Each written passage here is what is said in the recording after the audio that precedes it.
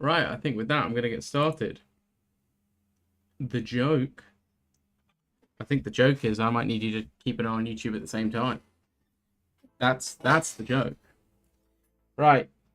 So, yeah, I'm back with Russia. I'm going to leave this up on YouTube and publish this on Twitch as well so that people can watch it after the fact. It's not a guide. I don't do that sort of thing, but just an opportunity to talk about some strategies and talk about some guide-esque things without it being an actual guide. It's not a sort of step-by-step pattern to follow, but more sort of a recommendation, I suppose. My camera's moved again.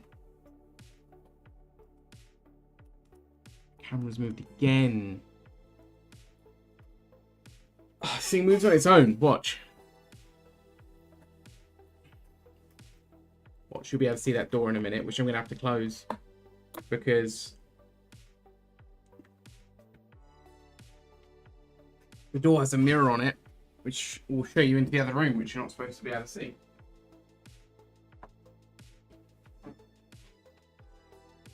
The illusion of it being a one-room building underground will be dead if you see into that room.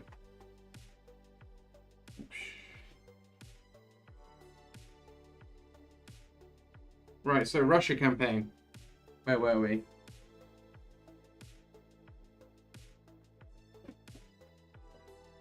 Bro, I'm not here to talk about World of Warships today, man. I'm here to talk about EuV. Come on. Did I title the stream right? In my head, I'm like, wait, did I put EU4? No, I did put EU5. Cool. Right, let's bump that down a bit more. I will leave the music sort of faintly in the background. Hopefully that should be audible. Oh yeah, I did Hongwu D achievement the other day. That was kind of fun. Turns out another completely bugged, unachievable achievement that I have. And other people have it as well. So even if it is bugged, it's certainly not unachievable. Hungry. Eat some food, dude. I'm a bit hungry, to be fair.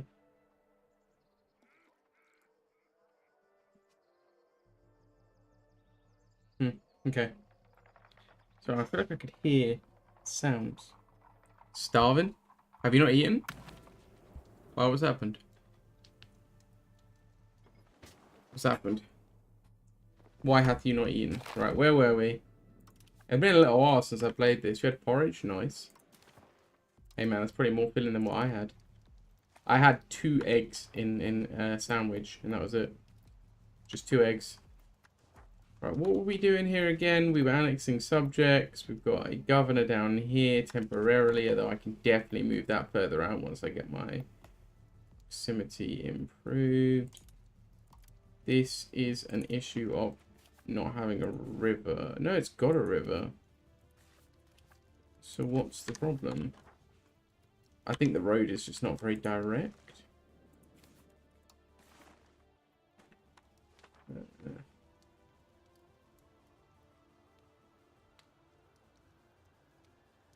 I don't understand.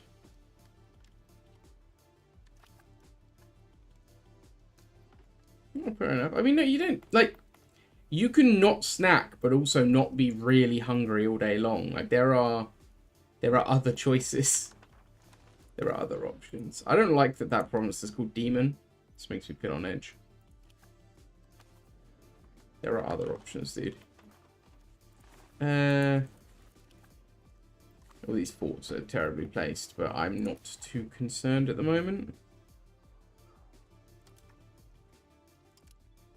I thought it said I could upgrade irrigation for a minute then. I was thinking, there's no upgrade to that. Not available to me. Well, there is. Just eat more decent portions. Like, you can just eat better portions. If you're trying to, like, intentionally cut below what's recommended, then fair enough. That's on you, man. But, yeah, you can still not be hungry and still lose a decent amount of weight. Especially if you're working out. But this, again, this isn't a fitness stream, bro. This isn't an E5 stream. What are we doing here? What are we doing here?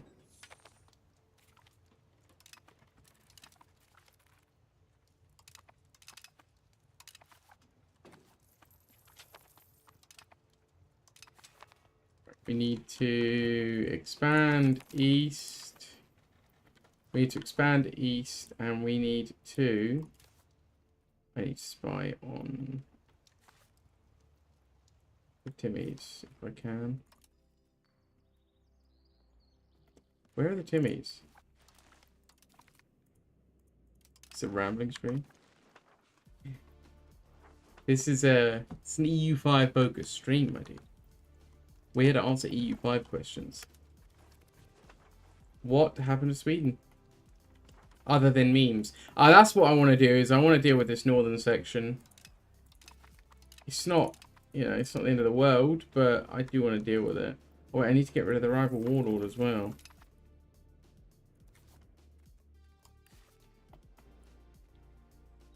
Quickest way to kill... That's so subjective.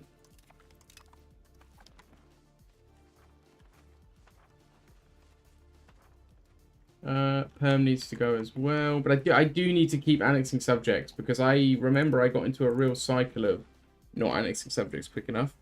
Give people one of them. I mean, play England, kill France.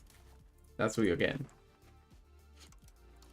France is still very strong. Like, they can still easily hold their own against England. Even AI France is AI France versus AI England is kind of unfair at the moment. AI England gets battered every single time. A player England can beat an AI France. I'm not sure if a player England could beat an player France, to be honest. The player France would have to be careful. If you just keep declaring war on England, there's no way you're crossing that channel early on. But there is no way that England is beating a player France right now. France is far too strong. And they're about to get an update and be even stronger, so... Try and look at what I can cut back. Since I have my Patriarchate, I don't need to max my prestige anymore. I kind of do like the extra bonuses that Art gives you, but I kind of don't care about it enough to pay that much money. So, I mean, let's go down as well while we're here. We just got out the war with Kyiv, didn't we? Yes. Right. Oh, they're dying. Oh, no, they were already dying to Poland, weren't they? So we need to pick on someone else. This is not the April Fools. No. Well, I need Diplo power. That's what I need. I'm annexing 2 more subjects. Which ones? Those guys and those guys. Okay.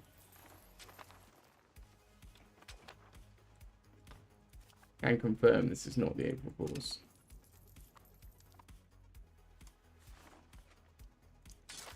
Your trust threshold is incredibly low. I'm good, thanks, dude. How are you? I've been meaning to play... I still haven't started Active Matter or Tarkov. I'm really behind on the extraction shooter stuff. I need to start them and see what they're all about. A bit late starts to Tarkov, but you know. It's true. Why Tarkov? Because, again, Tarkov was one that I was given a code to that I haven't started yet. And apparently it's good. I mean, I don't think it's my kind of thing, but apparently it is very good, so I might as well try. You reckon Active Matter's better than Tarkov? I don't know if I would even agree with that myself, after having not played either, and having be a big DayZ fan, which is, for some reason, in a rivalry with Tarkov. I don't really know why. Well, I do know why. It's because the Tarkov guys were inspired by DayZ, but... yeah, even I believe that as a shooter, Tarkov is, you know, you're given a key free. It's free, literally, right? As a shooter, Tarkov is very naturally kind of where it's at.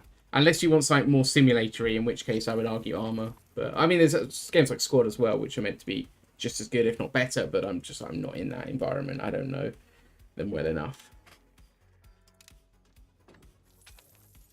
I need... What do I need? What do I need, lads?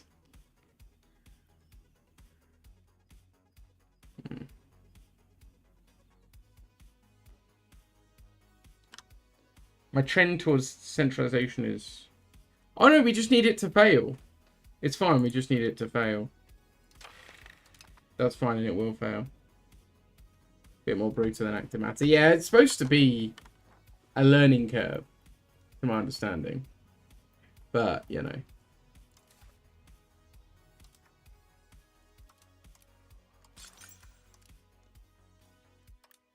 Don't know why that last one wouldn't upgrade. I see that quite a lot. I max it out and they just don't. Yeah, I'm not rushing to get into either of them, to be fair, but I do want to try them at some point. I'm really behind on it. I'm really behind on a lot of things when it comes to games that I haven't played. And then I saw Crimson Desert and I was like, oh, that kind of looks right up my street.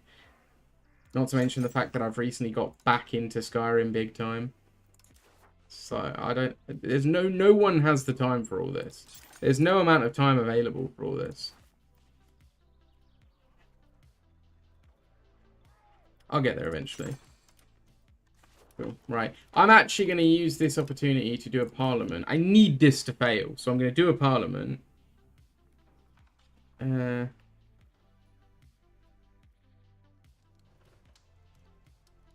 currently getting free trade. I kind of want to do that one for capital economy.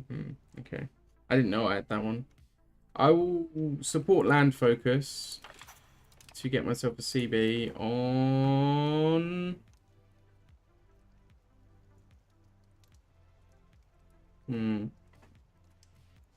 Nizhny Novgorod. Veliki Novgorod, sorry. I paused way too much, but it is what it is. Wait, let's threaten. We are a big guy. We can threaten. They will say no. Wonderful news. Wonderful. And that puts us at war with Crimea as well. I will actually feed them all of Crimea, I think, over time because they have cause. So it's a good opportunity. Not just that, but like I'm not going to need to own that land for some time, right? I can allow them to keep hold of that. And when Veliki Novgorod stop existing, we'll start to colonize in the north. I do need to start beelining it out this way. I'm going to colonize out, make a subject, because that subject should be my culture. And then they'll convert everything and I can annex them way later down the line. Because I just don't have the control to... Blimey, that's a lot of need of roads, isn't it? What if we just upgrade all the roads? That's really random the way that it does that. Also, I found out that button is bugged. Not bugged, but yeah, bugged. Bugged is the only word I can think of to describe it. This will upgrade other nations' roads if you keep paying enough for it. To the point where you'll get to a point where, like me as this Russia, I will be upgrading roads in Spain. But no way am I actually doing that. I actually am. Wait, what? No way. That's not me upgrading that, right? No, I don't think it is. For some reason that lets you build roads in other countries. I don't really know why.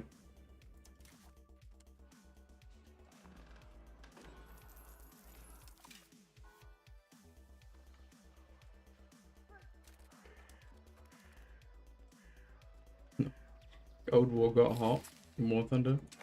I mean, that is just War Thunder. Like, it's a war game. Pretty boring if it was a Cold War game. Just no fighting ever. Cold War games can be cool, but yeah, they got to be more strategy than that. I don't really want traditionalist. Plus, I'm already very humanist. Innovative, sorry. Gonna upset the church. It's worth it, though. Oh, they're doing the April Fool's event, right? So they've got just nukes galore. Okay. That makes sense. That makes sense.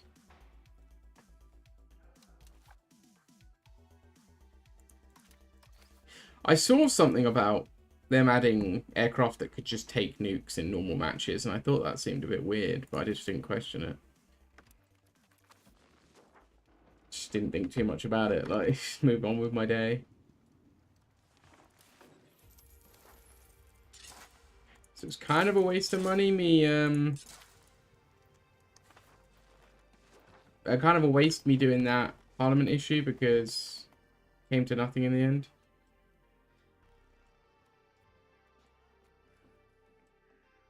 I don't want to lose that amount of money and go into debt. It's just not worth it to me. There's no straight there, is there? No. So I'm probably going to have to somehow get access through Kyiv, who's never going to give it because I just took a whole chunk of their land. Start the population of Poland and do a backflip. I was kind of hoping there would be some genuine questions.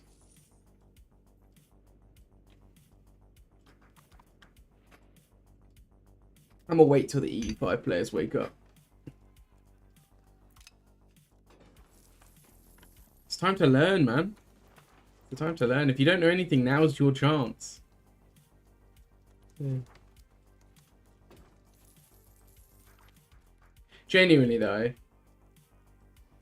Ooh.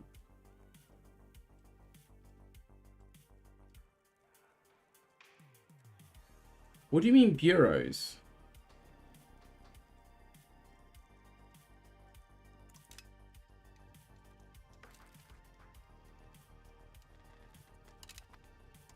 What do you mean bureaus? What is that? Is that a building? Wait. No, yeah, no, I can spell bureau. I had to double check there, but I could. This guy's a crown member anyway. Wow, I've got some people here. It was Ivan something, right?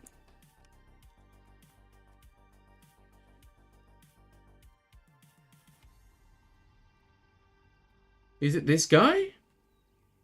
Was this guy, right? Ivan...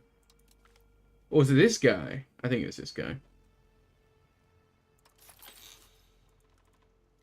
I think it was that guy. Cool. So, culture's looking good. Religion looking very strong. I don't think we're going to be able to get to Crimea. It's a shame because it was just an easy opportunity to nab Crimea there, but...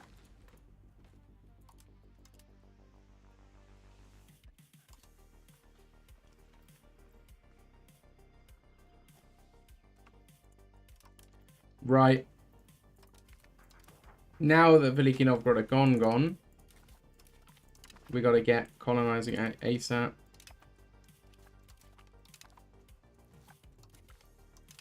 I'm fully prepared to fight anyone over this that I have to. Did I set my colonies out properly? I hate the way that works. I have to use my left hand to type. Ugh. Yuck. Okay, good. We're cool. What is that? Why is that blue? Okay. Cool. Well, we've managed to achieve that. Right, we just got to beat the Swedes to it. Make sure we're paying as much as we possibly can. Because if the Swedes take any of that, I'm going to be very upset. And these guys can have that.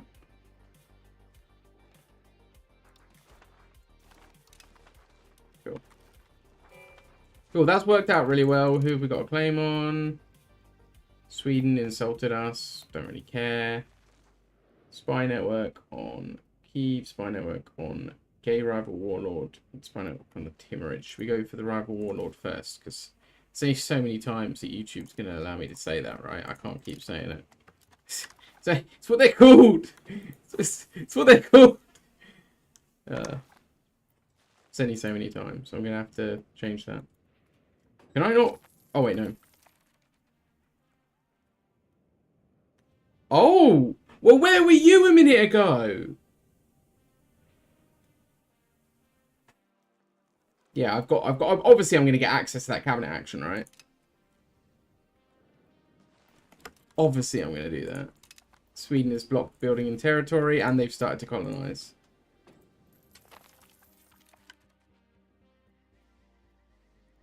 What is this?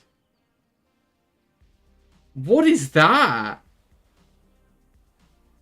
Their pathetic excuse of a state refuses to oblige with our demand. If they do not bend the knee willingly, our sword shall force them. I've never seen that before. be fair, by the time I become a hegemon, I kind of...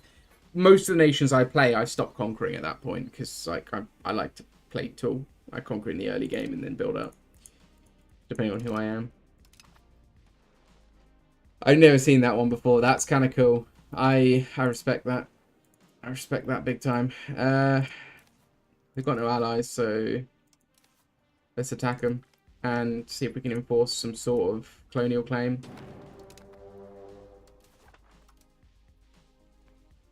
Transfer Denmark. Why can I not do... Like, I think colonial claims should be doable in normal wars like this, to be honest. Liberate Finland is tiny. I could liberate Finland. Finland could be mine. I kind of want to transfer Denmark so I get control of the... what's it called? The town toll. But I like to kind of stick to my historical borders, so... We shall see. We shall see. Bulgaria wants to be friends. I can be friends with Bulgaria. That's not much to help them, was it? I'm more than happy to do that, lads. Right. What next? What next? Granaries.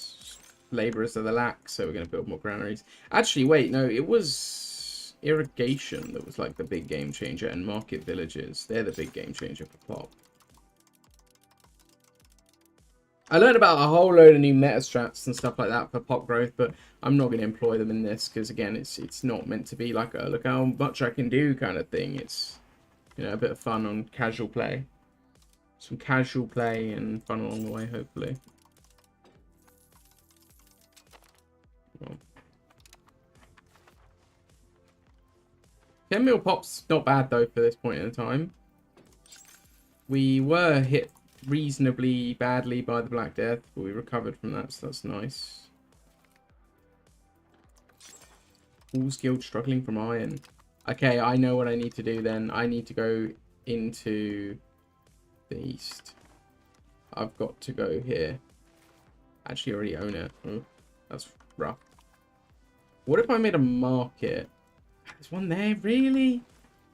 What if I made a market here so they can trade them?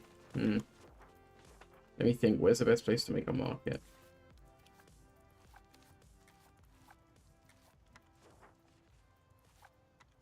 None of the... Ah, there we go. Fur province. No glass. I'll make a market there. Wait, no, I can't because it's got too much market access. Oh, wow, I'm suffering from successive. I need a market here that can transport all of these ores to Muscovy. I don't mind having big markets because I'm doing market village shenanigans. So maybe I move the Kazan market tiny bit further east and use that as that market. Maybe if I move it to like... It's quite a nice location though. Kind of like that location though. But because I'm doing the market village stuff, like it absolutely makes sense for me to spam out, have bigger markets and spam out marketplaces. This would cut them off if I could pull it off. It should end their colonies. It might not, but it should because they're cut off from that land. They surely can't colonize that land anymore, right? We'll see. I guess we're getting a Finland after all, lads. Hey, Doge. How you doing, dude? I'm doing good, thanks, dude. Chilling. It's basically my Thursday today because it's bank holiday weekend. We get Friday and Monday off. So, long weekend. Super excited to do a lot of things. And, yeah, basically tomorrow is the last day of the week for me. Although I normally work a half day on a Friday, so... You know, it's one of them things. It's like, yeah, awesome, I have a shorter week, but actually normally I work less hours on the last day of the week. Tomorrow's going to be a full day, so it's going to be like a clock watching day, where it's like I know it's the last day of the week, but also it's longer than my normal last day of the week, if you know what I mean. It's a day I would have worked full time anyway, but... Oh my god, wait, what are you talking about, Doge? Oh, look, my camera moved again. Told you it would. Kind of want him to move, but I do kind of want the money.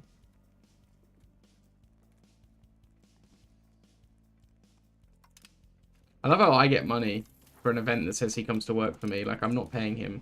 He's paying me.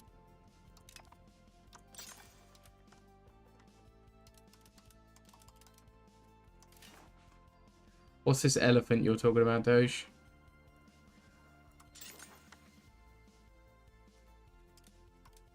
We're not gonna throw shade on fish and chips, bro. It's a staple meal. I'm not gonna be having any of this. Oh, British food bad, because it's nonsense, and you know it. If you don't know it, then you can't comment on it. Chip butty is kind of elite. Like we joke, but it's kind of awesome. It's an April Fool's joke. You got me. I was worried for your health for a minute then. I thought you were losing it a bit, you know? Talking shit on fish and chips. Come on.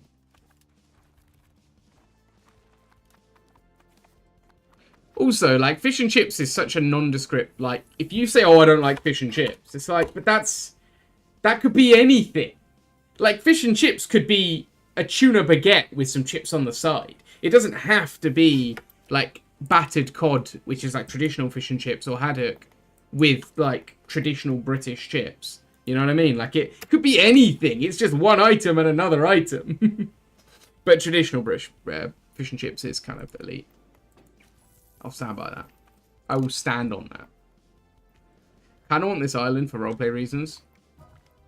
Island. I know the name of the island. Don't at me. Oh! I almost forgot my thumbnail that I made, that I actually put some time into. Damn. I am not allowing the YouTube stream to be thumbnailless. No. Let me get to that real quick. How do I edit this guy? Come on. If you're watching on YouTube, by the way, shout out. I hope you're doing well. And if you're watching this afterwards on Twitch or YouTube, because I'm going to upload this on YouTube as well afterwards. Hope you're doing well. Thank you very much for watching. Boom. It's now got a thumbnail. Eventually when it loads. Come on. It's doing the thing. It's thinking about it. Can't believe I forgot that. Yikes. Boom, we got a thumbnail, boys.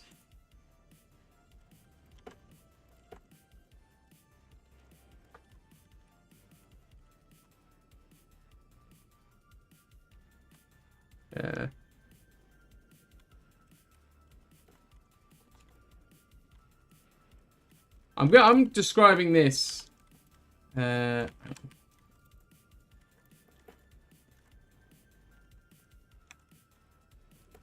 going to describe this in the description as light RP. Because, like, it's not RP, like, in the sense that I think if you're an RP, I think that's an amazing, maybe even an art form. I don't have the ability for that. But I'm kind of RPing, you know, like I'm not metaing, I'm not playing with the fourth wall down, like I'm being Russia, you know. I'm starving the peasants and selling vodka, you know. I'm invading Sweden because they're colonizing lands next to me. I'm checking the boxes, guys. Castile has demanded someone transfer province. Did they say yes? Shade against. Yes, mate. Thing is, I just think it's a crazy argument. I mean, there are very, very few countries in the world, very, very few, that can claim that they have genuinely, truly, like, truly original recipes, that their food was in no way inspired by anyone else, right? There are very few places that can claim that. And yeah, like there's non-traditional British food that is obviously very heavily inspired that's considered British food, but that's not a bad thing. It doesn't make it bad food because it's inspired, right? I just don't really get the argument. Britain has all kinds of food in it from all over the world. that should be a positive, but for some reason people say that's bad. You know? Like, I could see the argument if you're from a country that is, you know,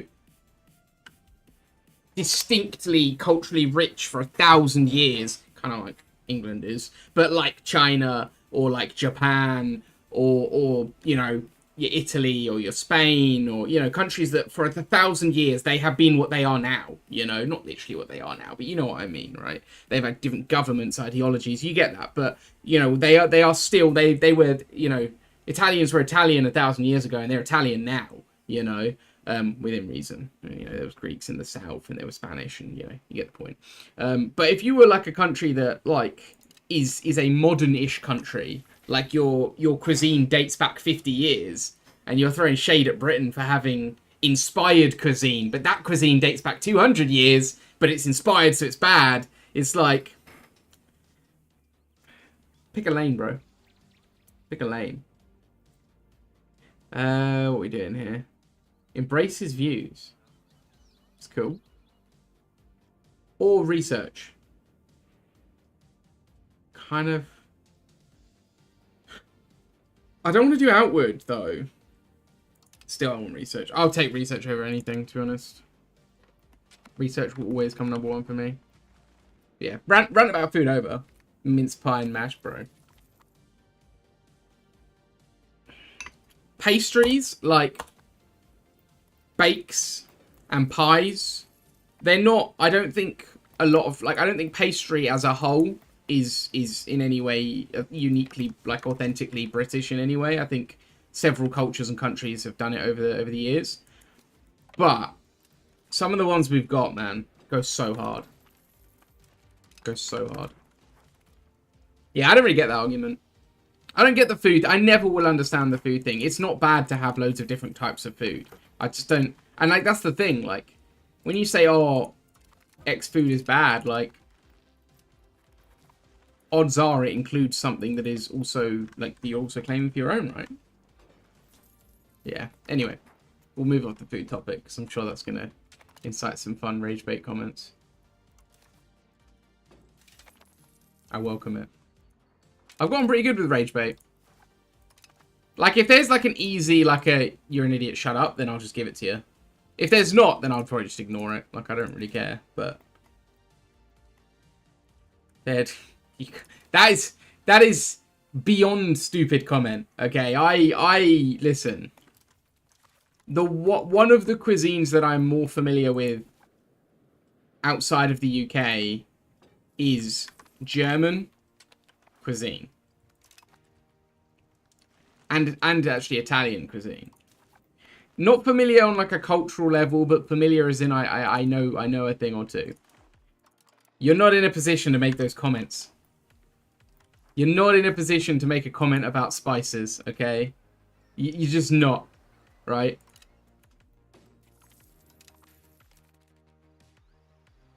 I'm getting a lot of people. Like, what people fail to understand is spicy food and spices in food is insanely popular in the UK. Insanely popular.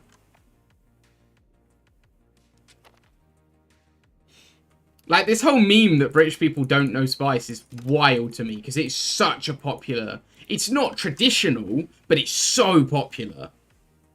And it's becoming more traditional as the... I don't want to say ecosystem because that sounds kind of weird, but... as the demographic is getting more diverse. Spices in food and spicy food. That is also very true. Massive difference between using spices and having spicy food. Both are incredibly popular in the UK. Both are incredibly popular in the UK. So again, it's an argument by people who don't know what they're talking about. You know, you ask these people, have you ever been to the UK? No. Have you ever had UK food? No.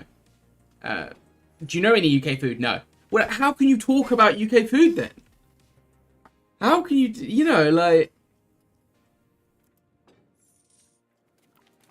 As someone who is travelled more than the average person, because the average person can't afford to travel, and I travelled in my childhood when it was more affordable. And I'm not massively, well, I'm not saying I'm super well travelled, I know better or anything like that, but I've travelled a bit. Yeah, there's no country that has the edge on food.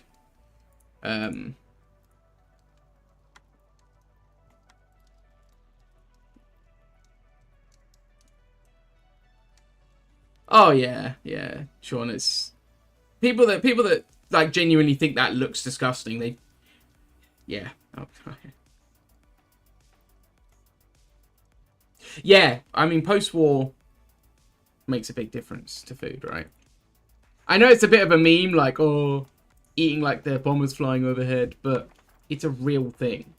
Like, the economy took decades. It took an entire generation for the post-war economy to bounce back. That's why they ate so restricted. Like, it wasn't like they preferred that to another option. That was their option. There was no alternative. They ate under restriction. Like, yeah. I know that, like, I remember speaking to my dad, because my dad is, he's a big foodie, and, he's a pretty good cook. He loves cooking. He absolutely loves cooking. He took a course on Asian food, because Asian food is his favorite food, right? So he used to have a curry night every single week, and he would do stir fries and all sorts of, like, fusion dishes, shall we say, because he loved it. And he used to tell me, like, he's a lover of a takeaway. Now that he cooks a lot, he likes to cook. But before he cooked a lot, especially when we lived at home, my mum cooked, and he didn't know how to cook anything other than toast and sometimes bacon. And trust me, that was questionable at best. He would talk about the fact that, like, his parents, the thought of getting a takeaway to his parents is unheard of. They wouldn't do it. It was, you didn't do that. You didn't get takeout when he was young. You didn't. It just wasn't thinkable. What do you mean I'm going to spend that amount of money on food to be delivered to me, you know? Why has the Pope made an attack on me? That is a real reality that people were living, you know? But now, in some places, it's cheaper to eat out. Why are you corrupting my officials? Do I get a war goal on you? No. I have a war goal on the gay warlord, though. I should probably do that before I get cancelled for saying it over and over again.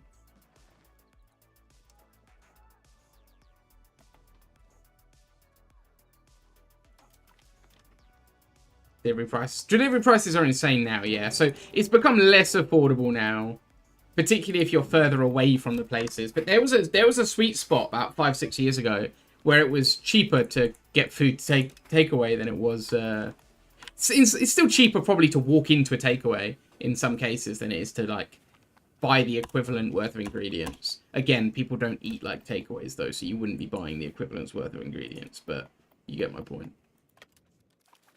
It's just weird. It's an economic thing, you know. That's why certain people eat the way they do. And the reality of it is, the most broken economy, but weirdly enough, after the war was Britain, more than Germany and Japan. Like, Japan got nuked, but they were being, I guess, propped up a lot more. And Germany just was the center of European trade, so. And was a big economic hub. Even post-war devastation didn't change that.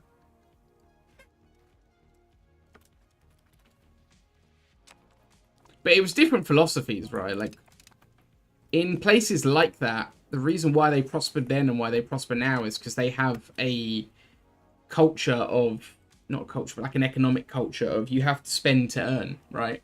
Whereas we don't have that. We're like we were very about austerity and like spend as little as you can, don't spend, you know? Which is like the opposite of other countries in some cases.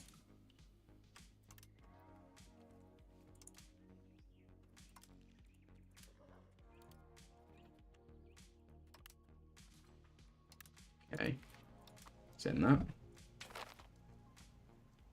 No spices inside. Where was that? Oh, you got delivery. I use a lot of spices when I make stuff. Oh, it didn't stop their colony. Brilliant. Even the ones that should be landlocked did not stop. Maybe they'll stop in a minute. Maybe they'll stop in a minute. Either that or I'm going to have to go for them. Right. I kind of want to release Historical Finland, but...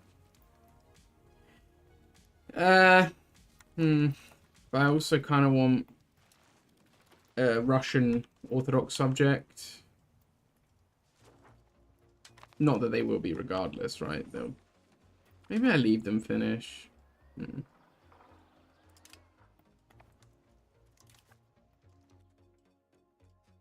let's get over there.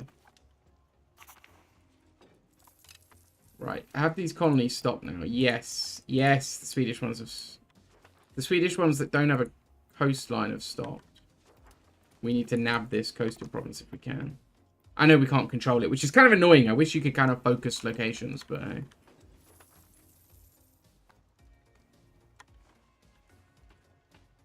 Honey was the highlight of the week. It's kind of awesome, isn't it? Like, imagine living in a time where that's what people get excited about.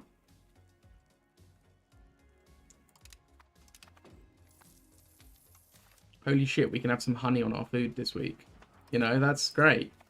I love that. I like that's genuine, like, nice levels of humility that human beings had for a time before abandoning that completely.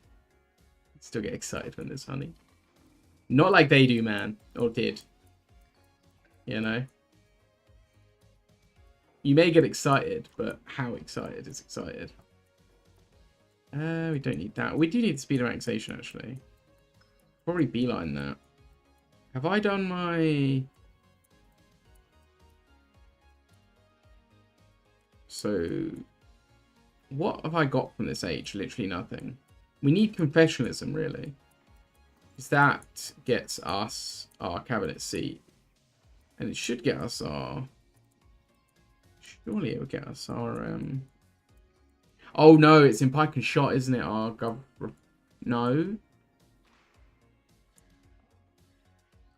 Oh, pike and shot's last stage. We're doing siege artillery. So where is the gov reform? Am I blind?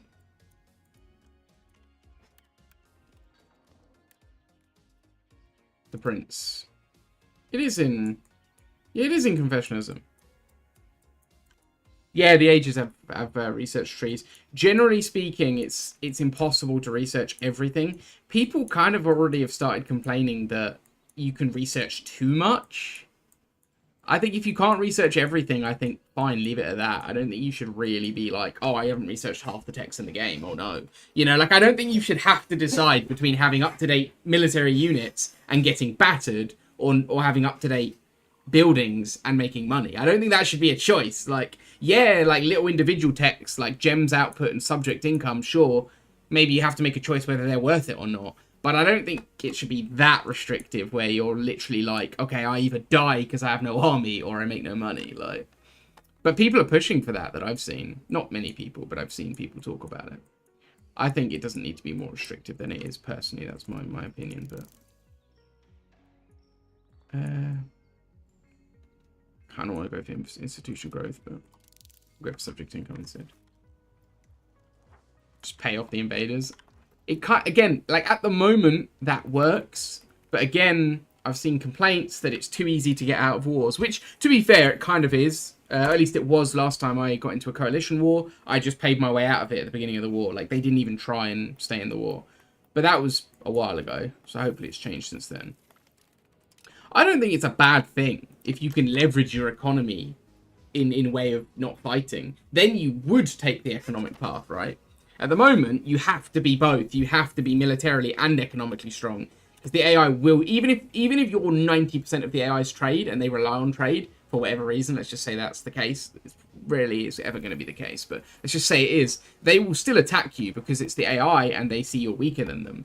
They'll still kill their own economy to attack you. And at that point, what's the benefit of playing economically, you know? In MP, it's different, but... if being a big economy can't even save you, like... Just need to check, so just need to check my... No, we're good. Like a... Right. Foreign inventor. Obviously, I'm going to take him in. You guys can cope. I don't give a shit. I'm going to release most of this up here as subjects. Like, I'm going to continuously be releasing and annexing subjects. In fact, let's... Because I want to get to Kiev, really. Like, I want my next governor to be there. I kind of want to remove a governor. I think I've got one... One's here, which is cool. One's here. I kind of want to get rid of this one. It's a good spot. Wait, I can put a third already. Yeah, I want to build one in Kiev. I think that's probably the best idea. Because then I can really project my power towards Europe a bit better. Which is kind of what I want to do. And then I can have... If I get rid of this one, that would suck for a little while. But then I could put one here. Maybe that's what I should do. I should beeline it towards the Urals. That's what I'm going to do. Literally just going to cut a line towards the Urals. Beeline to Berlin. It's not that time yet. We'll get there. Right, we need to run a synod. Cabinet proceedings, research effort. Hey, we got books output. Lovely. The synod is great. Like, that's a great system. That makes orthodoxy like really strong in certain ways, and it's gonna get buffed, from what I understand, from the next DLC. So that's cool. I am a bit concerned that all the strong things are getting buffed. It seems like literally the strong ones are being buffed and the weak ones are being ignored. Which, like, orthodoxy is getting buffed. France is getting buffed. Spain is gonna get a buff. Well, we don't know if France and Spain are going to get a buff, but they're getting the next two DLCs after the Byzantium DLC. So, I'd imagine they're probably going to get a buff. If I had to guess. Very likely they're going to get a buff.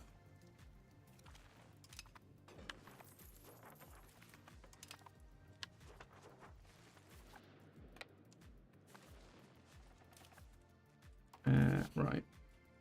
Let's make more of our subjects hate us quick. Not enough of them hate me. I can't have that.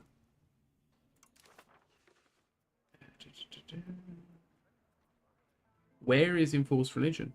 Are they all my religion? They're all my religion, okay. Split the middle, go to Krakow. I will be going that way probably soon. Because I feel like all the power, I mean, all the population's going to be here, right? This is where I'm going to get strong, and then I'll just do this for RP and LARP, right? Like, I think that's probably the good way of doing it.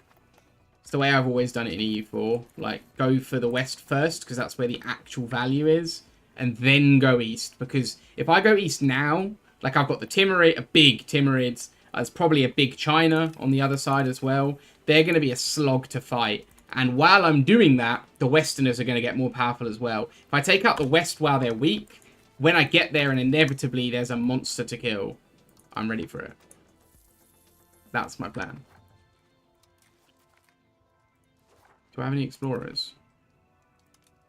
Of course I don't. Let's actually buy an explorer, even though I don't have the tech. Huh. I didn't get the tech, because why would I get the tech? I'm Russia. Let's send a randomer. Maybe someone not too skilled. He's 53. He's not going to make the journey. This guy. I could steal maps. I could actually steal maps. I'm sorting by... I was sorting by military ability, not general ability. I'm an idiot. Oh well.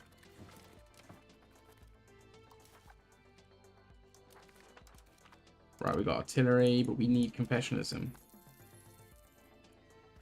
I will do this though, because I think there is, and that's good, but it's not what I need. I feel like there was something unique for me. Not that one. There was something else unique for me here. War galleon, some European, I take it. Russian artillery yard. Smolensk, you say? I think it's Smolensk. That's the famous artillery site. I want to move away from... I can't build cannons yet, because I still have no tin. But I do want to move away from levies as soon as possible. because I need my population for other things. And I'm at that point now where I can start to be fair, I already have really good manpower.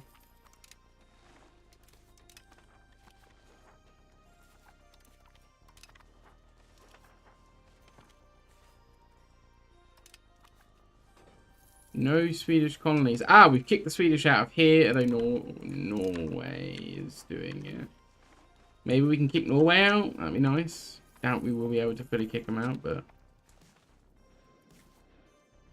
Cool. My lighting situation does my head in all the time. Let's switch to that. Be a bit warmer.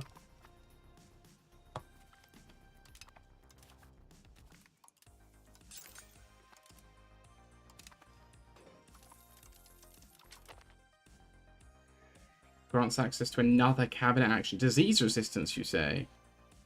Obviously, I'm going to do that. I mean, who wouldn't? Popey boy, you ready to get battered? You interfered in my state. Not a good move. Right, we need to slap a cabinet man. Presumably, it's going to be Diplo. Although I don't have a guy with very good Diplo who's free, so I'm going to put it on this guy. Still 17%, even with his limited skills. It's kind of mad.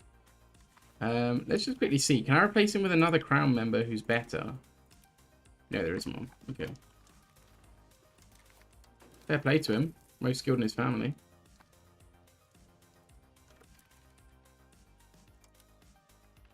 That literally all their land. I bet it better not be more land that they have that I don't know about. Literally never a coalition of anyone, because who cares? These guys don't exist. They're not real. Right. I'm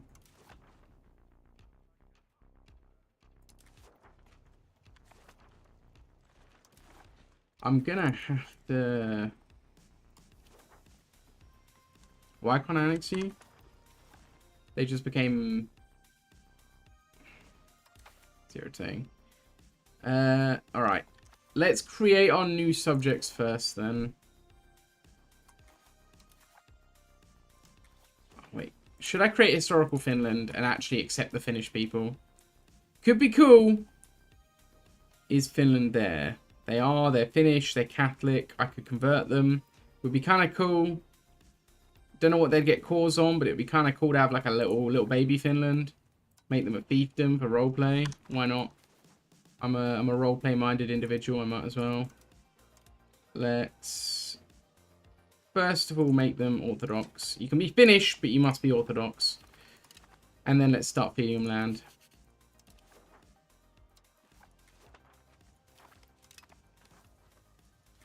I'm not going to make them too big, obviously, because they'll be immensely disloyal if I do. I'm going to make them like the historical mini Finland. And I'll give them a little bit extra down here to just clean up the border a bit. Make it a bit more historical. Let's just embrace the roleplay. Let's just do that. Let's actually just do that. Why not? It's not like anyone can stop me. I'm in charge here.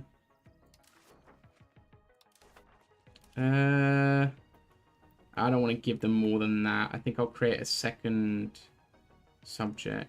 Or should I just give them it all and make them super loyal if I can? It'd be nice to have a super loyal big subject. They'll be way less powerful if they're small. Like, if they're big. Because loads of little subjects is easily the meta. But again, roleplay. Be fun, right? Who can I rival? Just choose them for now. Gives a free war goal.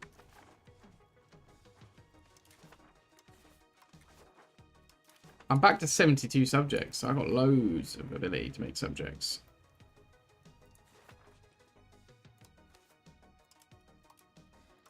I'm going to have to make extra vassals because now I've got one big fiefdom.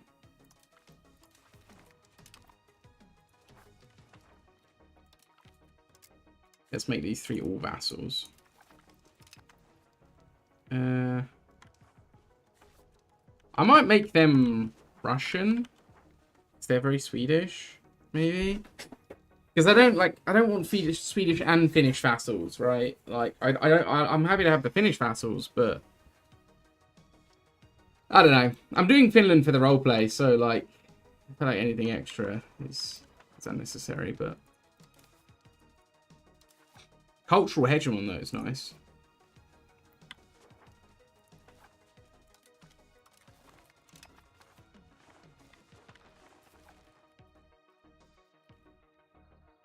Some of these guys are getting a bit bigger, but obviously I'm significantly bigger, so it's fine.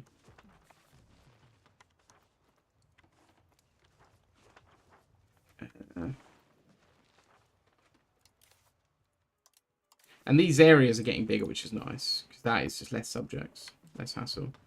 That's a weird shaped province. There's going to be so many subjects for no reason. Stepan. He's got no second name because he doesn't need one. You know who he is. Did I just...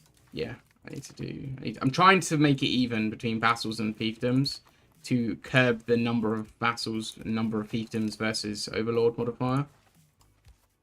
Because I am religiously and culturally converting them as well, I need to be a bit careful. So I'm literally trying to do one the other, but obviously with Finland I was a bit more liberal with it. I think that last one was a vassal. It doesn't need to be exact, but I need to literally do half, but... Okay, cool. I think these take up. I feel like these take up.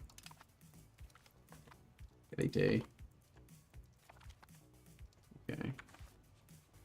They're not even 100% disloyal when I first converted them. That's crazy. That's good, though. That's good. That means we are strong. That's good. If we're able to convert them and they're not even disloyal the moment they've been converted, is nice. I mean, they're disloyal, obviously, but they're not 100% disloyal, right? Wait. What?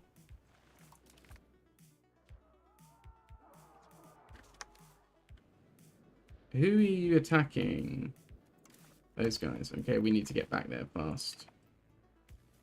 They're probably going to give up the land, which is annoying, but, you know. They'll probably give up the land. So I'll probably lose a bit of land from a subject here.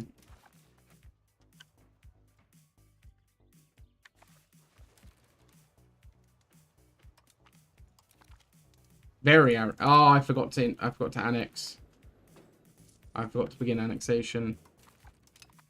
I'm going to raise some levies because I can't be having them actually lose this war for real just because I can't get there in time. Such a big damn country. I need to make another army, I think.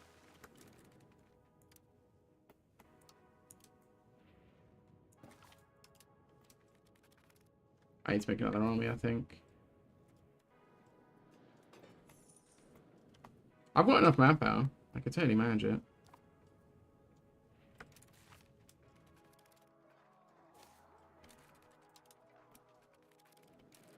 Is that a professional army? No. It's levies only. Well, let's go in and fight this one, because we've got the time.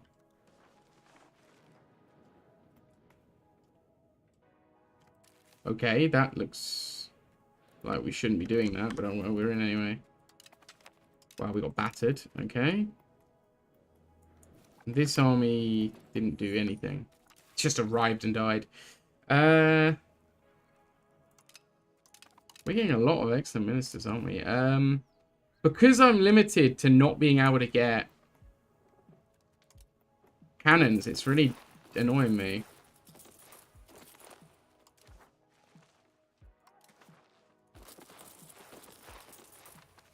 Really annoying me that I can't get cannons. I really don't want to lose this war.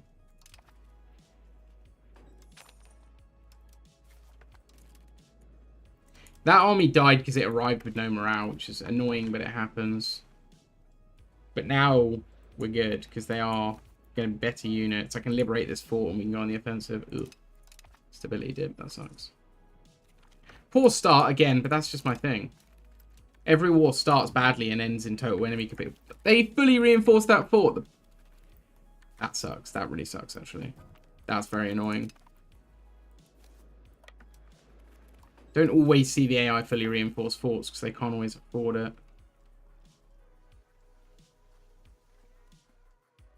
No.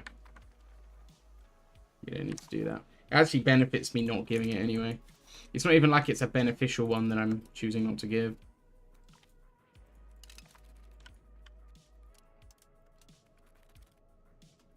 Come on. They're actually building ports as well. Wait, I didn't take Kiev in the last war.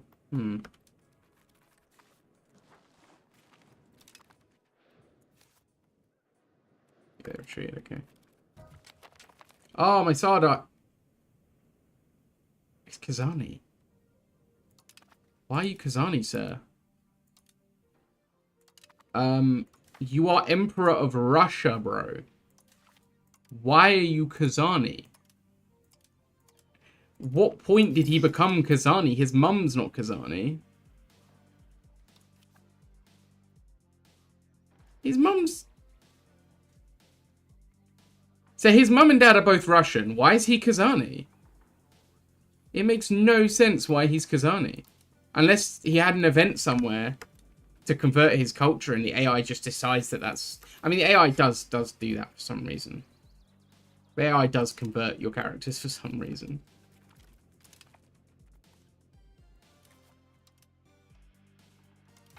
Not sure if that's technically correct terminology. He lives in Finland. Yeah, but he's my emperor. Can we get him in Russia, please?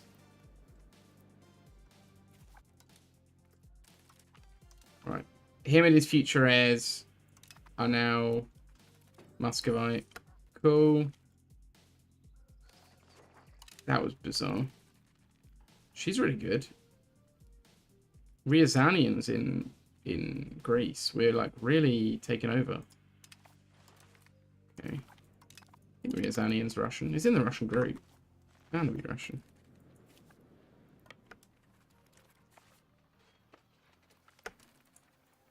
They lost a lot of men there. Chernobyl! Nice, and we picked up some stragglers. Right, that is definitive victory for us now. Nice. I can't believe how quickly they redid their army and with professionals. Not bad. Really not bad. Like, fair play to the AI for that. They managed to rebuild their army plus professionals after I just smacked them and Poland smacked them. 17 infantry and 8 cav. I can match that. I kind of want to build these guys, but it's just not a lot of point.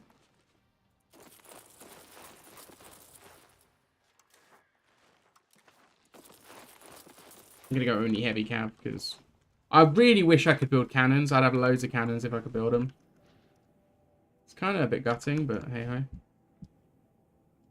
Oh, I need to quickly reply to this. I'm just going to let the game run.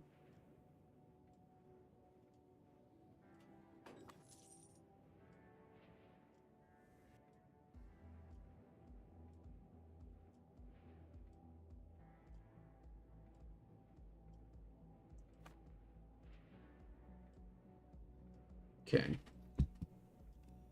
Sorry about that.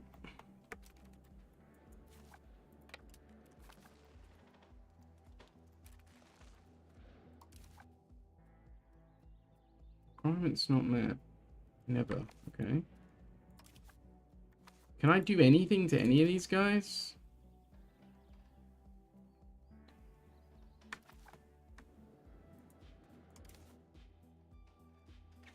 We don't have the spy network in the Timmies anymore. I don't know where their capital is. I thought that was Timur for a second. I was about to panic. He's wearing the same armor that Timur... Well, obviously he will because he's a commander and it's based on the culture, but...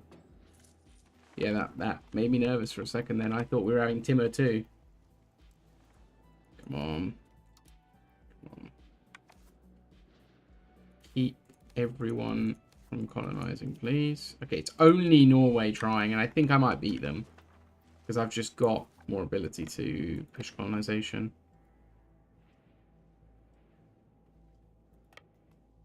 Where'd their army go?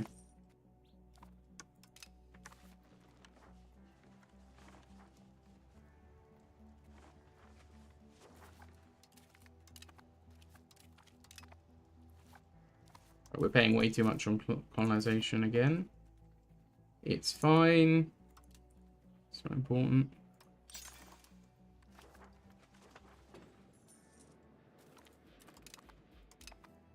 I find myself having to pause a lot because I so naturally play on a high speed, which I like to do, but it does mean that I very often will be going too fast to properly take stuff in. So I do just kind of pause, but it does mean I get through a lot more of the game. I feel if you play on a lower speed all the time, so that you can read every little detail and pay more of a close attention, you end up losing a lot of time. It's not the end of the world. Like, it's good to play slowly sometimes, but I like to have things happen.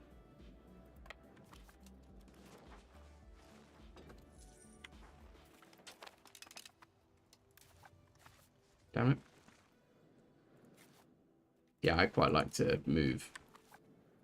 Cabinet laws, right. We have quite a loyal cabinet, but we could do better. We're going fully decentralized. So we could go nobility of the robe. Meritocratic recruitment would be huge. 100 burghers in towns and cities would be massive. I also kind of want to get my clergy satisfaction up, though. What's my equilibrium at with everyone? It's 50 with the clergy.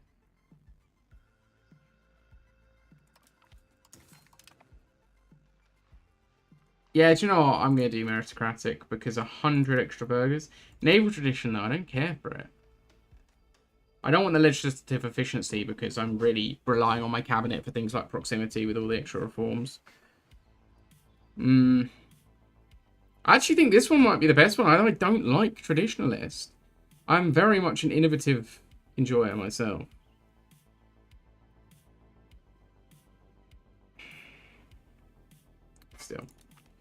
Still, the efficiency, the clergy satisfaction, the possible clerics. That's probably gonna, like, the extra 10. Like, it's, I mean, like, you can argue all day long over what makes more of a difference, 10% efficiency of cabinet or what, but I quite like it. I'm gonna use it. I'm quite a fan of it, to be honest. Never getting anywhere near the Wu's army, even 126k. They're going to be meeting me in Asia somewhere. I guarantee I'll be bumping into them.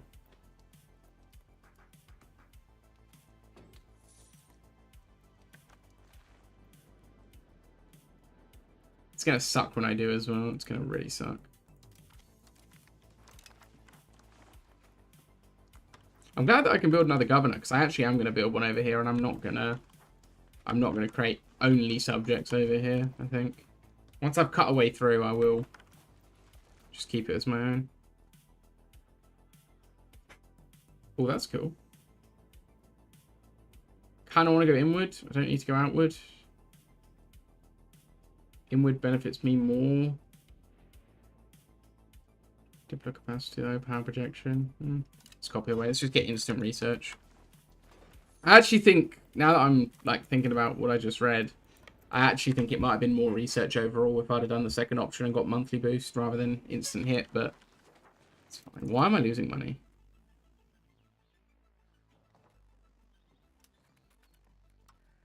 Let's just do that and we'll figure it out later. We could mint a bit. Oh, it's legitimacy. That's fine. That is to be expected. How on earth is Confessionism not coming to me? To be fair, it's still very early. How are we losing this?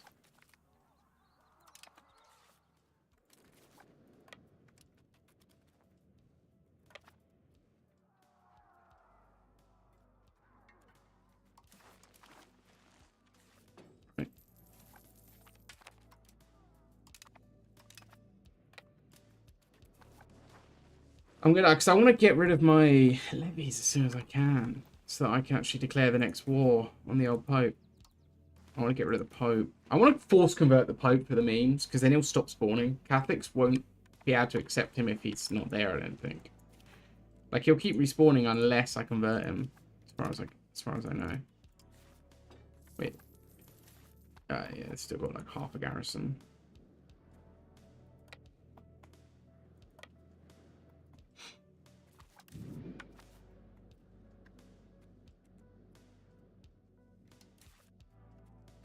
Just realized I can do more asking people to convert. We love that.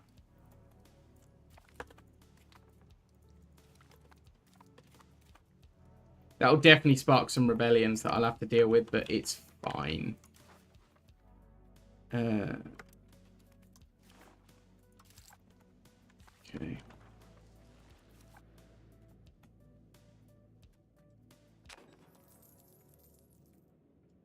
I've got another war goal, which is nice.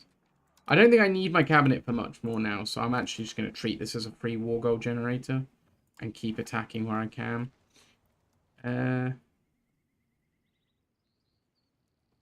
Yeah, because I can do this. It'll make paved roads cheaper again. Support for land focus again. CB on per...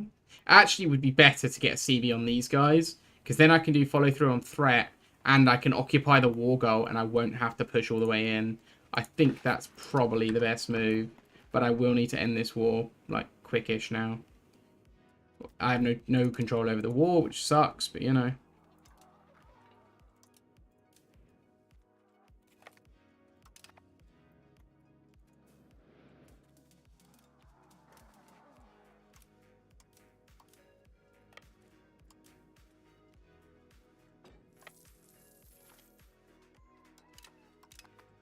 I do want to lose that debate on purpose because, yeah.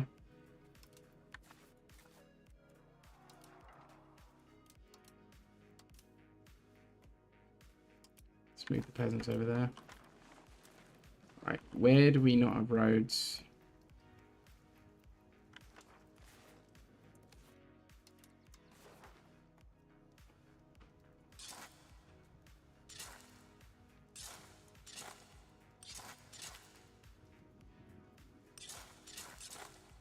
While I do want to continue to stack the proximity modifiers, I am aware that it is like very much diminishing returns, so I'll probably stop focusing as hard on it at some point and take my advisor off it and things like that. Like when it gets to the point where I'm getting diminishing returns, I'll take my advisor off it. There's no point having him permanently on it if it's not doing as good as it could.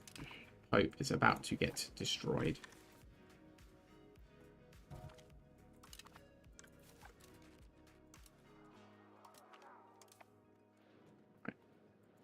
You go to the Pope. He's continuously corrupting my officials, and I'm not having that.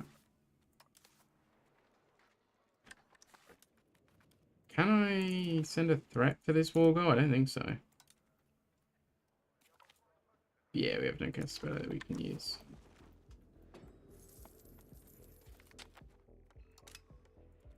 The game thinking that losing those debates is bad for me.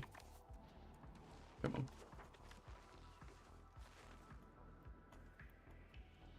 Right. Come here, Pope. I'm going to destroy you.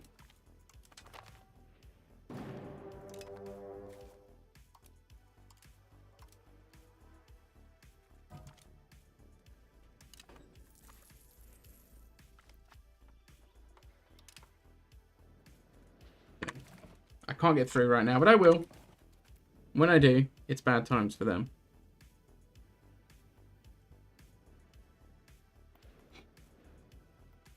Eventually. That's quite a large Lithuania, actually. That's an EU4 worthy Lithuania, which I like to see. Yeah, I think a threatened war on Nogai would be amazing for that province, because that way I could just sit and occupy it. No need to go and occupy the Tims.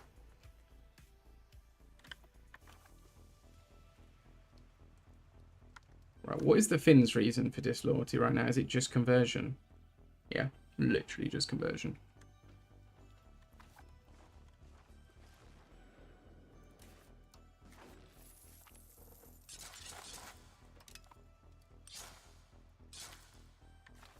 These roads, I've noticed that roads like exponentially take longer as the game goes on. To the point where railroads, I'm not sure how you're supposed to get them done before the end of the game. Unless you're a small nation with just stupid amounts of money, like a Merchant Republic or something. Like, I just can't understand how you're supposed to get them fully done. Unless you've got really good construction speed buffs, I suppose. The only game I've ever played long enough to do railroads, I was pretty strong economically and everything, but it just took so long to build them. Does development have a... Ah, maybe it's development that's the issue. I was playing as the US. I had no development.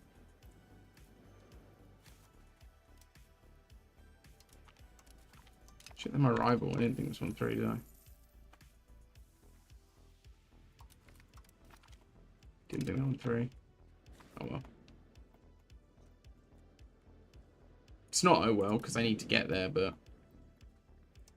Because I need this no-guy war to happen ASAP.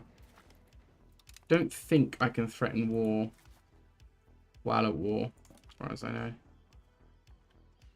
know. What? Can't threaten anyway. That's really upsetting. Yeah, I can't threaten anyway, but that's fine. I'll just do a normal declaration.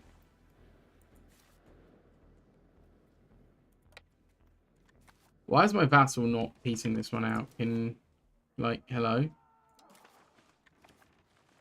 Unless it's going to give me land, which I'll accept. Unless it's going to take land, which would be weird.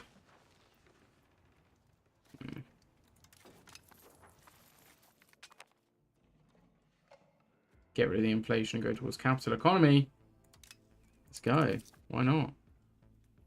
Perfect. Just reset my economy.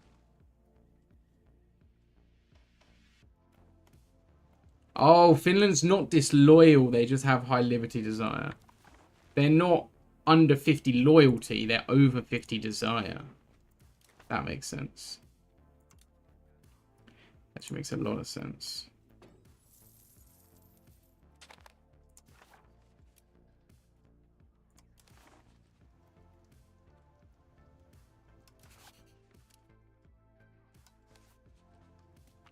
Didn't even think about it being the Christians that would be the... Wait, I haven't converted them though. Don't know what to do with them really. I'll leave them Orthodox. Maybe I'll feed them to Finland at some point. Maybe. I don't see why I wouldn't. If I'm going to keep Finland, I might as well feed them a little bit. They're not going to be disloyal, I don't think. I'm fully decentralized. I'm pretty much always paying full-on Diplo spending. I couldn't see Finland being disloyal until, like, the final age. So, I really would like my vassal to piece this out and steer my head in.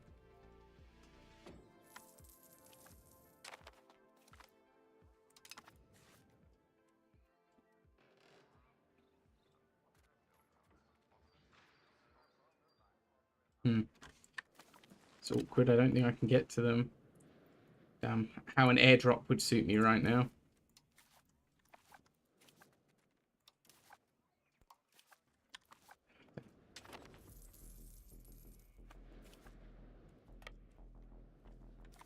I really want my vassal to peace out. I don't want to be in this war any longer.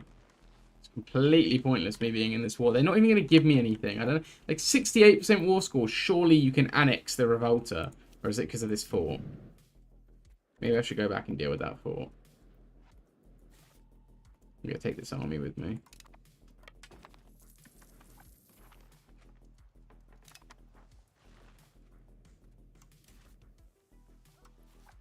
How likely are we to win this? Quite likely. Quite likely. And if I start another war, my vassals will be more inclined to end their war. Or my vassal will be more inclined to end that war. Which is really my main goal, to be honest. I don't want it anymore. I've had enough of him. Oh, I've got to be careful. I've got this little vassal over there that will get annexed. I actually need to be careful. I should have thought about this before declaring. I didn't think about that. My fault. If I lose them, I lose them. That's my own bad. That's really stupid of me. I kind of can't be mad. Normally, I'm mad at that system, but I kind of can't be mad in this circumstance. I've had a lid on the vassal thing the whole game. It's my own stupidity that ruined it there. Can't really be mad at that one. As much as I'd love to. It's fun to be, you know, be like, oh, it's the game's fault. Yeah, these guys need liberating ASAP because they're super disloyal. Because I've just religiously converted them.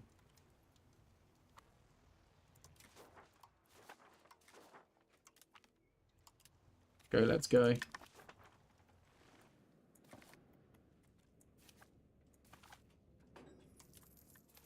How far away is my main army? Too far. Although I've got other armies going in for it. Maybe they won't peace out before I get there. The main thing is if they peace out giving away land, right? That's the main issue. Presumably giving away their land. Gotta get there quick enough.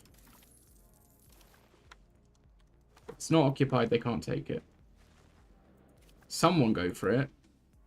Please, someone unoccupy that land. Please.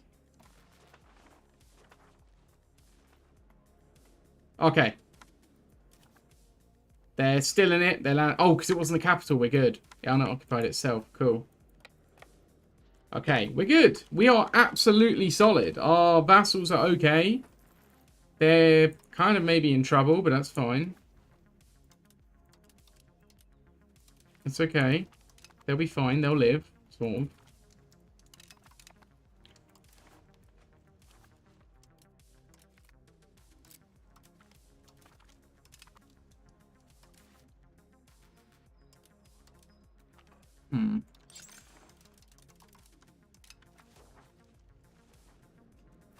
Alright, that's done. I'm going to move this army back into Russia, and we're going to go with it to the east. Go, go, go. Go, go, go, lads. We go. Any of their vassals disloyal, I wonder? No, they've got loads of vassals. This has got to be one decentralized Timurids, which is, in hindsight, kind of stupid. But, you know. Not here to criticize, you know. Okay, I am going for male clue explorers. I'm just going the long way around, it seems.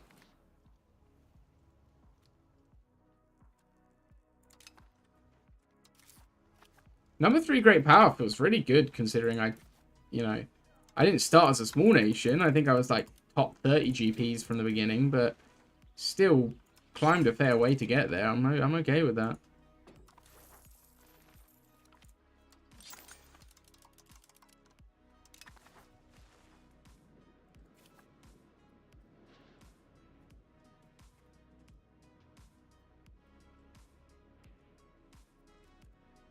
Pretty happy with it. I mean, the GP rank in this is kind of eh. You know? Kind of doesn't mean anything or do anything, really, but I like it. It's a goal to strive towards. Why not? Why not strive for something? Can you end this war? What is wrong with my vassal?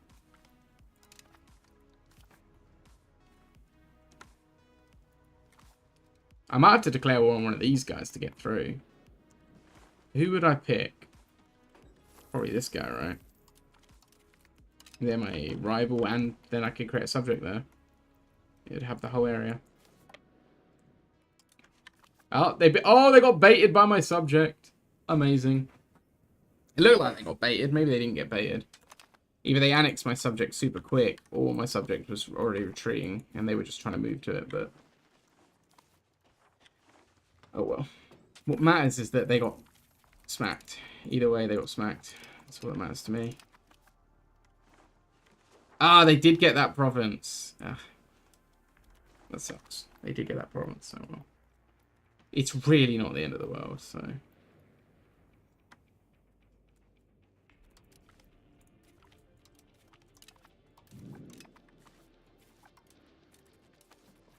I don't know what we're going to do about the Timmies, though, because I just can't get down there. I kind of don't want to get down there, because if they see me, they'll get antagonism towards me. I don't want that.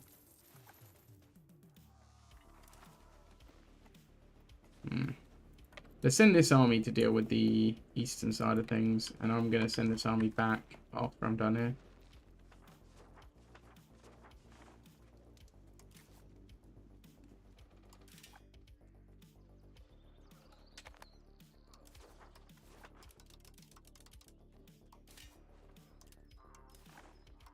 Where are my market villages at? Get them everywhere. Get them everywhere.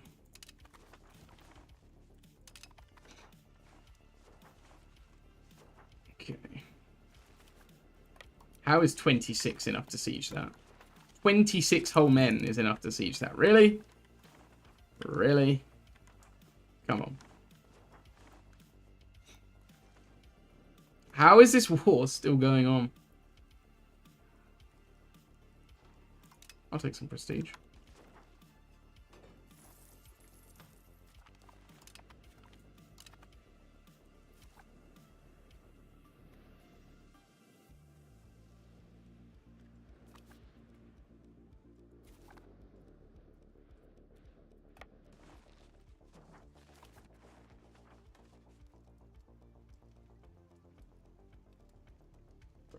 Check my message real quick.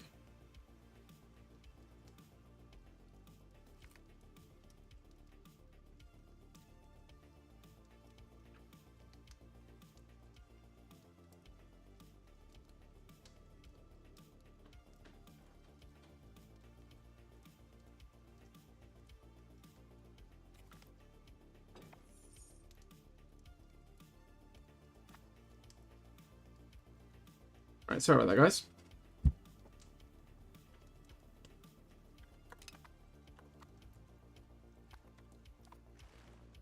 Ooh.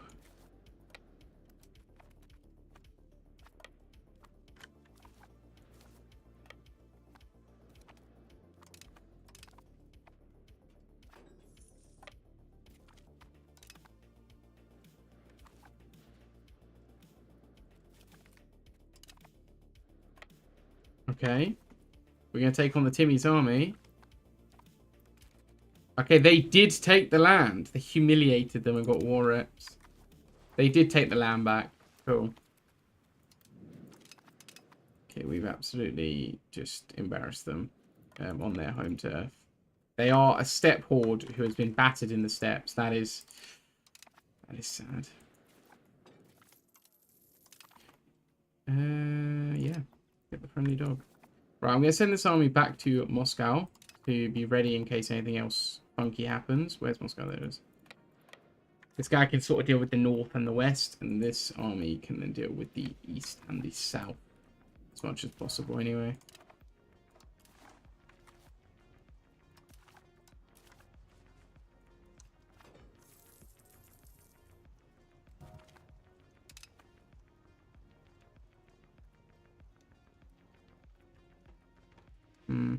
Kind of want all of this, I'm not gonna lie. Kind of want it all. It's too much. Surely some of these guys have got to piece out independently. No. It's annoying. I might have to just kind of skim across the top for now, just so I can move east slowly. Because I can't take much more for now. But if I take land... see, if I'd have demanded land up here, I'd border it. I could have threatened war and taken way more. I'm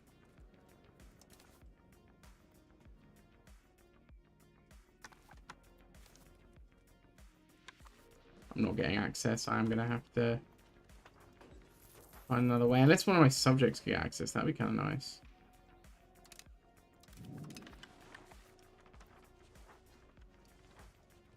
That looks coastal to me. I don't know about you. That looks coastal. I should probably wait until I get explorers, seeing as I'm going out of my way to get them, but it's fine.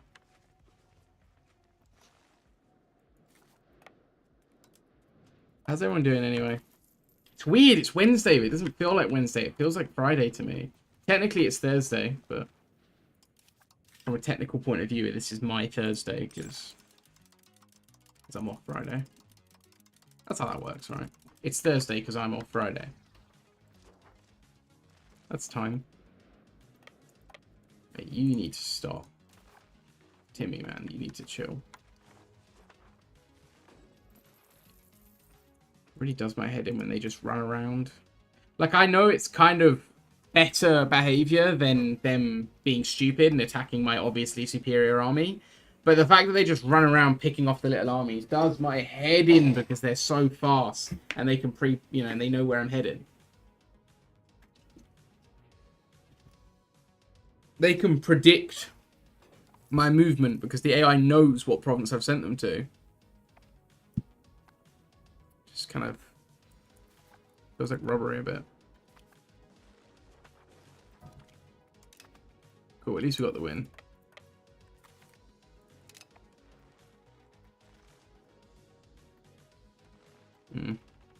Is that Kazakhstan? No, it's not, is it? It's like Turkmenistan or something. Why did I want peace? That sucks. I want to look at the regions map mode. I feel like Kazakhstan's this one. And this one's a different nation altogether.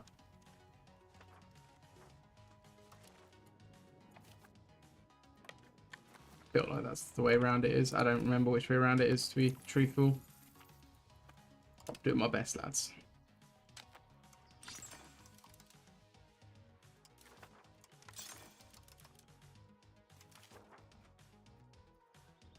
Shame I'm not like, again, because the trade system isn't as impactful as I think they originally wanted it to be. I kind of wish that I was able to like get a massive benefit from the third trade and stuff, but I don't think I'm going to be able to because, yeah, it just doesn't seem like trade is anywhere near the impact it should have. Like, me having like majority of Europe's trade doesn't really mean anything. Fair won't really mean anything for the other Europeans. It'd just be like nothing ever happened. Wait, did I actually... No settlements I could build, really? Wait, oh, nice. Exploration's done. I'm genuinely upset that this is not allowing me to take more. Yo, you can still ruin nations with trade, but what I mean is, like, resource-wise, like, you could kill their economy by starving them of money because they have to pay the trade upkeep and not get the goods or something like that. Like, they'd have to pay upkeep for their marketplaces that aren't making them profit and stuff. But, like, you can't starve them of resources, which is kind of a shame. Unless they're playing America. Oh, dear Lord. In an MP, Russia and America in MP are just victims to the other nations because you do not have the valuable goods you need. Primarily tin. There is 0 tin in America, other than one bit in Mexico in North America. There's no other tin in the rest of North America. And this is the only tin in all of Russia. So this is a massive choke point if you're any of these nations trying to fight Russia. For America, it's the same with like beeswax as well, other goods like that. You wouldn't think beeswax would be incredibly essential, but you need beeswax for your marketplaces and your temples, which means you're going to need a lot of beeswax. Like a lot. Especially if you're a nation as big as the US, if you're doing a historical US borders. So that's rebellion, you just cut them, yeah. I think if it's a subject, you can't cut them off. But if they actually rebelled, you could totally just be like, wow, what if you had no resources? You know, just what if you had no resources? It would be brutal. It'd be actually brutal. Those are a couple of... I don't think that's a bad thing if it was even. If every nation had something they needed to trade to rely on. Or if it was just the amount they could produce domestically was not enough for them to rely on it late game. Which is the same for some things, but not most things. But it's only because it's a couple nations that suffer horrendously. Like, literally can't get any. And then every other nation has loads. Because in Russia, you can't even... In Russia and America, you can't even trade for tin initially. In Russia, you kind of can with Novgorod, but they never produce enough. As America, you can't trade for tin until nearly 1600 because you don't have the trade range to reach Europe. Like, you literally cannot reach Europe. There's some tin in South America, and like I said, there's one bit of tin in Mexico, but A, as the East Coast, you won't get trade range for Mexico anyway, and B, there'll be no one in Mexico to do it early on, to actually mine it. So, like, yeah, it's kind of brutal. It's still kind of brutal. I'd be very excited to play some MP, but it's finding the community or making one. I wouldn't mind making one. You know, I love making a rule set, so make it like a purely fun-based MP. You know, like kind of what we had before, like what we were gonna do before when we were gonna do like 5 of us, and we realized, just context for anyone watching the VOD back or anything like that. we played a lot of MP, but we played purely PvE focused when we played, like, the group of us, you know, it was a group of friends having fun. We didn't need to do anything crazy. But when we were trying to plan a 5-man game, we kind of realized that eventually 5 players are going to want to own certain bits of land that someone else is going to want. So, like, we came up with this, like, really elaborate rule set / United Nations. Like, it was simple. There was, like, what, 4 or 5 rules? Like, it wasn't expansive, but, like, you know, we had something worked out where it was, like, this whole complicated United Nations type system where everyone had to talk stuff out. I think that would be really cool for a community game. Like, an actual community thing.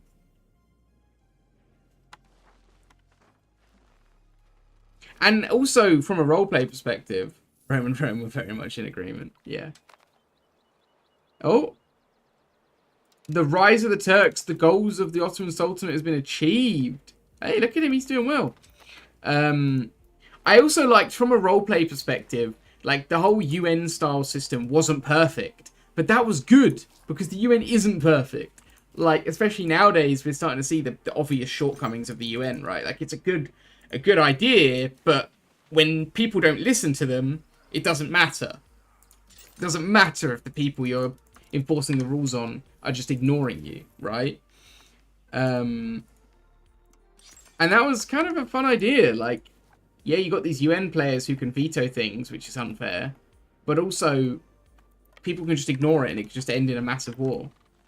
Like, if it comes to it, it comes to it. War's war at the end of the day. It's a valid strat. I really liked that idea. It's a shame that we didn't go further with that. It's kind of a shame. It's not a brand new idea. I mean, I made it up, but I'm sure other people have done very similar things. It's not like a borrowed idea, but I'm sure other people have had similar ideas. I'm not claiming to be the only person ever to think of that, but... As in, like, having the players be like the UN. I've seen in, like, I know in Hoi 4 you have, like, the League of Nations that's controlled by a player, but isn't a player nation. They are just the UN and they're just the rule guy. But, like, talking about an actual nations being the UN, where they have wants and desires, and it's a flawed system because they are biased, I thought was kind of cool. But I guess it works best amongst a group of friends, though, right? Because if there is people teaming up at the UN, like 2 veto members teaming up, it kind of sucks for the other players. It kind of needs to be within friends who are not going to take it too far. Still. We're not going to talk about that. I'm planning on leaving this VOD up. Publishing the VOD on Twitch, because my VODs auto unpublish on Twitch. And obviously having the video on YouTube for people to see. So we're not going to talk about that. As much as it's old news, I still think it's just controversial enough for me to want to leave it alone. Despite the fact that it was half a century ago nearly. Or more than that now. God, time is there. Weird to think that the 50s were more than 50 years ago. Even though they were already that when I was born. But, well, they weren't until I turned, like, 8. You know what I mean? But I was about to say time flies. I really was. Like, it's just weird to think about. Like, when I was young... You know, so, like, obviously I was born in 2000, right? So... When I was young is kind of brackets, right? I exist as if I'm a hive mind. Like, I kind of reminisce about things that I wasn't really there for, but people around me were there for, so I was very influenced growing up, right? Because the age gap between me and my older sisters is 8 years. So I was very influenced by what influenced them. So I kind of have that second-hand experience. So... For me, even though I was literally born in 2000, I grew up being like, the 80s was 20 years ago. 2008, the 80s was 20 years ago. You know, like, technically 88 was 20 years ago at that point, but you get the point. But for it to now be legitimately 2026 is kind of weird, man. My whole perception of time is shifting. As happens as you get older, I know, but... Yeah, I was fully about to say how time flies. I was fully about to come out with that. That wild statement. This guy's building forts. This guy's building forts. Should I make someone speak Russian? Because I can. Forced to change court language. The Bank of Velsa now speaks Russian. Thanks, buddy. Is our court language Russian? Yeah. A German bank speaking Russian. God, it's like the modern day. Wait, there's no food up here. I need food. Wait, with that easy IRL.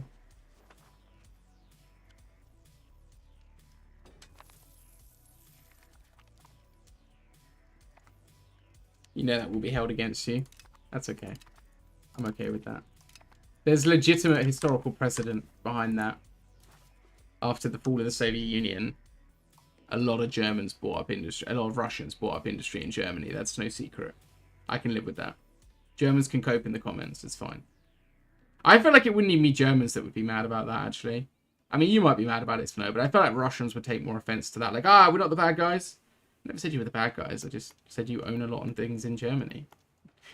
No one said bad guys. Are we the baddies?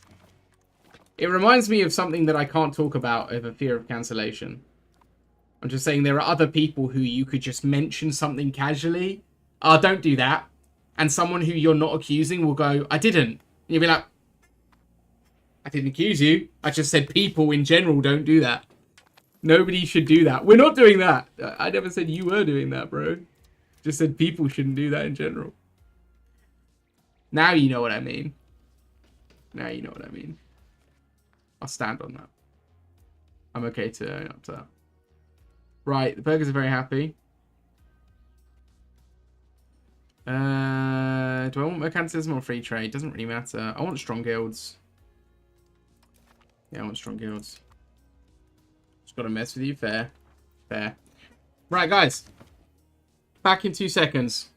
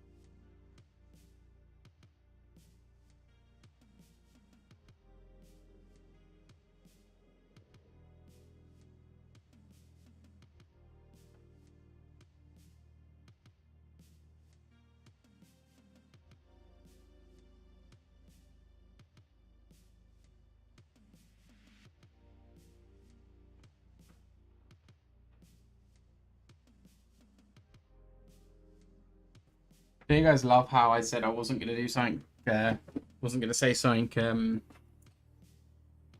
controversial, and then said possibly the most controversial thing anybody could ever say? I just kind of said it slyly, and I definitely think it was very easy to figure out what I was talking about. You guys appreciate that. Now, I know you're going to mess with me, and that's okay. I'd expect nothing less from you. I do need to play Titanfall 2, and I do need to play Active Matter, though. Like, seriously. I do want to. It's just the UN. It's not the UN, no. No, the thing about people saying, oh, people shouldn't do this, and then a specific person saying, why are you accusing me of this? When they just said, oh, people in general shouldn't do this. It's in relation to a very specific meme I saw recently. Well, it wasn't a meme, it was a very real thing, but might as well have been a meme. It's ridiculous.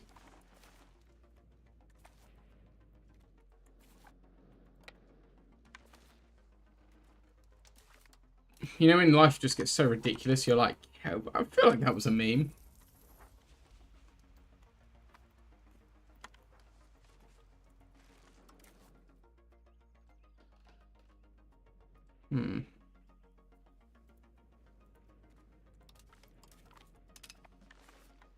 I really need to start annexing subjects again. It's true. But it's also, again, like, specific, right?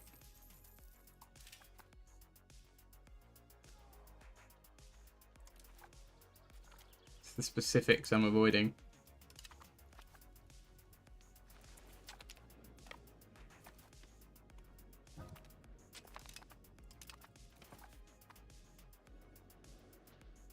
These guys.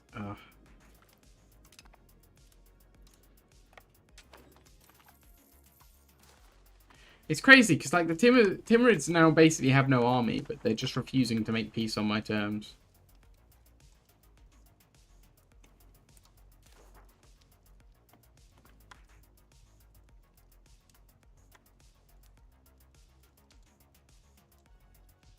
This whole system of you can enforce and they lose stability if they say no isn't working too well, in my opinion. They definitely shouldn't be able to say no to this at this point. But the AI is exploiting me.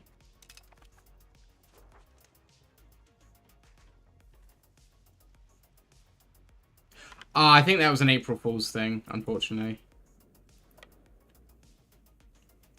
I think that was an April Fool's thing, which is that is the sad part about it. When that is a prank. Oh, I saw it today. I saw a recent one. I saw it today. If it's a real thing, then that's fine. That's cool, because yeah, I mean, they shouldn't have been doing that anyway. It's daft, but I think that's not yeah, like you say, obviously I don't want to get deeper into the politics of things, but I think I'm quite happy to say, just for the sake of anyone who can't see chat understanding what we're talking about, I do think police intervention on social media comments is ridiculous, like, overall. There are some comments that need it, like active, you know, promoting hatred and stuff like that, but most things that people are getting done for do not need it, you know? Like the whole Countdown Killer situation, like, it's really just not needed. Really just not needed. Like, a man dressing his dog up is not hate speech. Like, come on. I think I'm pretty confident saying that without worrying about controversy. Just stupid.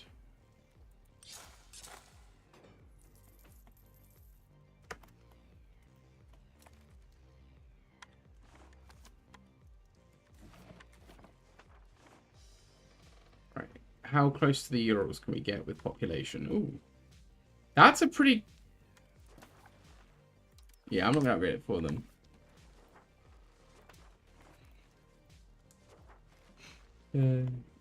You can't get locked up for it, but I can still ban you for it, Snow. This is still a dictatorship, lads. I'm in charge here. Sean is my sheriff. God is my witness. So help me.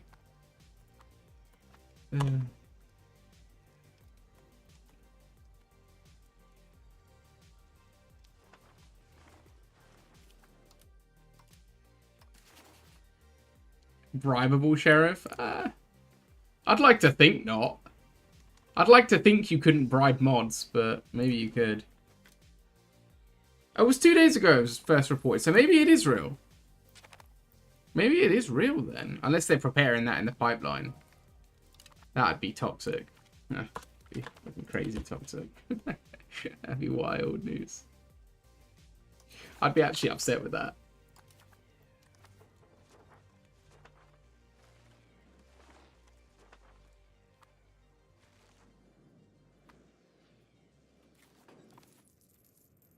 Why is Kiev's army here? Is there, like, what are they doing over here? See a link? Yeah, I'll check that out later, because, yeah, if they're actually, like, you know, being more serious about their work and, like, dealing with the important stuff and not dealing with the nonsense, that's cool. That's cool, because, yeah. I think in this country specifically, I can't comment on other countries' police, but I think in this country, they get an unnecessarily bad rap because they are sent to do stupid shit and waste time. But I think most officers are pretty alright. Like, if they actually just were left to do their job on their own. You know, like, treated like adults, maybe. Like, they know the law. Just, like, leave them to it sort of thing, but... Obviously, they need oversight. I'm not saying that, but you know what I mean. You know what I mean. Direct intervention being like, take that person down because they said something I don't like is a bit like, whoa. Poor. Easy there. Well, this is the thing. I think it was, I think it was Ricky Gervais. And obviously, he said his fair few things that he doesn't give a shit. He'll say what he wants, you know what I mean? But he said something about people complaining to him on Twitter because they didn't like his tweets. And his response was, you don't have to follow me and you don't have to read it. Like, his example is really good. It's in one of his specials. I'm going to butcher the joke. But his whole thing is like, imagine if you're walking down the street and there's a poster for guitar lessons. And you rip it off the wall and you go berserk. And you call the number and you're screaming at them. Because you don't want guitar lessons. It's like, yeah, but you didn't have to take them, you know? Sorry, my camera's gone tits up. I'm trying to, like, readjust it. No. Sorry, my camera mount is... I don't have my camera properly mounted, is my issue. I'm going to have to... Hang on. Sorry, I'm going to have to fix this quick. But yeah, like, that idea of, like, yeah, but it's not there for you specifically. It's there for whoever wants it. And if you specifically don't want it, fine. Ignore it, you know? Why no piano lessons, yeah. I think you get the point, though. It's just, people want to be angry. People really want to be angry online. For some reason, people go online and they're like, this is my opportunity to be as mad as I can about things. It's like, but why? Why so hate? Like, I didn't mean to mean that, but people gotta, like, live and let live a bit sometimes, you know? You really gotta relax. It's not that deep. Anyway, that is the last I'll say on the political situation. Just live and let live. Unless the person that you're letting live is actively hurting people, in which case, maybe talk to them. Seek the relevant authorities. Don't do it yourself. You're not, you know, unless you are the authority, in which case, do it yourself. I really, I'm going insane at this war. This war is driving me mental, and I can't get closer. I've got war score, right? Yeah, I've got the ticking war score. Am I going to have to accept a bad deal? I really don't want to accept a bad deal. It's really annoying that you can't go through the fog of war in this game when you're at war with someone. And I can't just explore it. Like, I can't just choose to explore it either. What if I spy on this guy and steal his maps? Maybe that's what I'll do. Wait, I've got a spy network in the Tims, right? No, I don't. It's gone. I can steal the Tims maps, even though I don't want to steal his maps. Instructions unclear.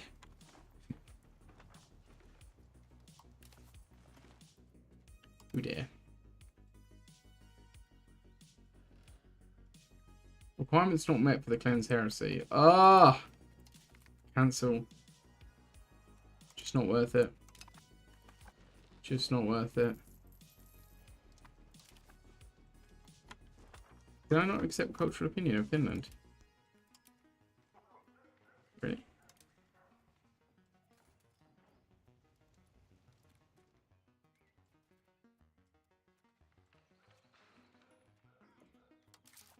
I think that just goes down naturally over time.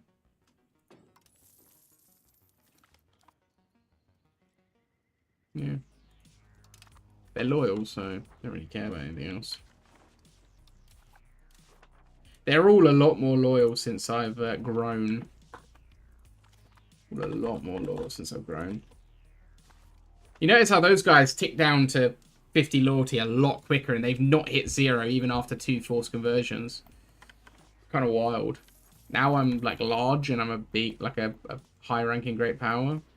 They're taking me seriously all of a sudden.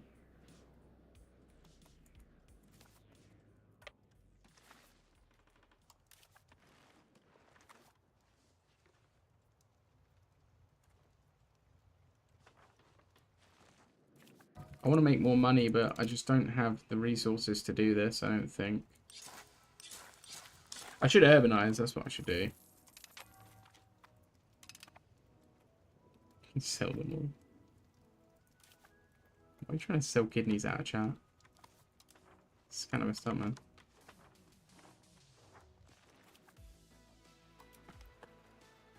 As far as I'm aware, they actually, they made it so that, oh, rip, my dude. As far as I'm aware, they made it so that cities no longer completely kill your food production. As far as I know.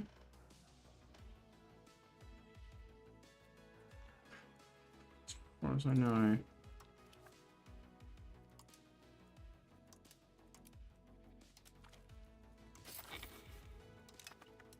How is this institution really struggling? That's fair. Right, I need to start stealing maps. It's killing me.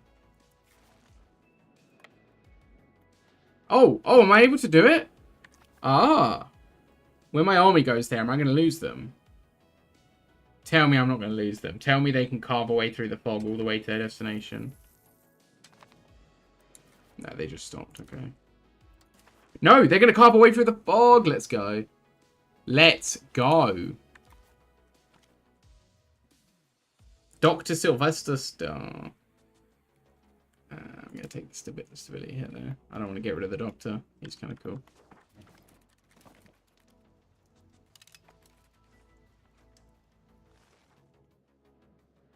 Wait, there was a Revolter? I mean, it's dead now, but...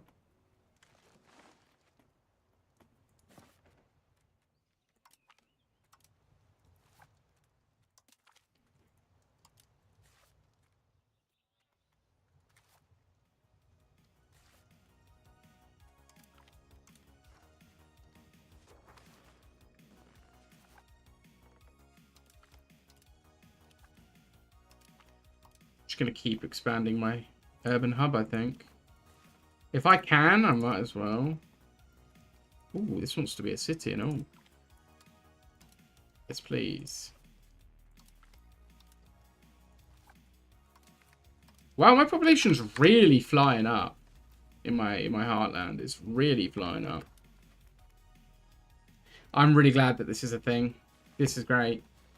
This means I can siege his capital, killing his war score, without letting the whole of the Kazakh area know who I am and getting antagonism against me. This is good. Big, big win for me.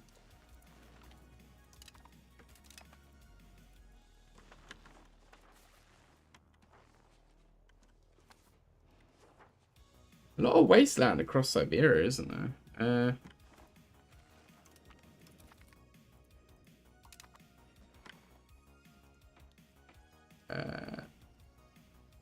I don't know what you mean by that, actually. I don't know what you mean by that. I'm trying to work it out. I can't honestly say I do know what you're talking about.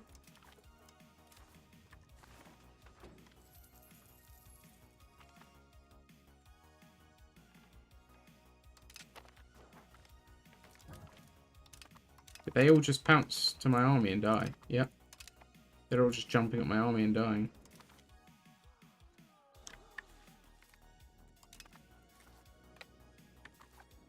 Okay. Oh, of course. RE4. Ah, I love that game. Yeah, it's a bit rough, though. The catapult situation's a bit... It was... I remember it being the one area that really pushed my patience when I did my speedrun.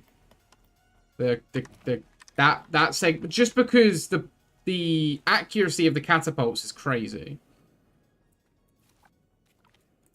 Like, especially on professional, the accuracy of those catapults is beyond explanation. And, yeah, I continuously...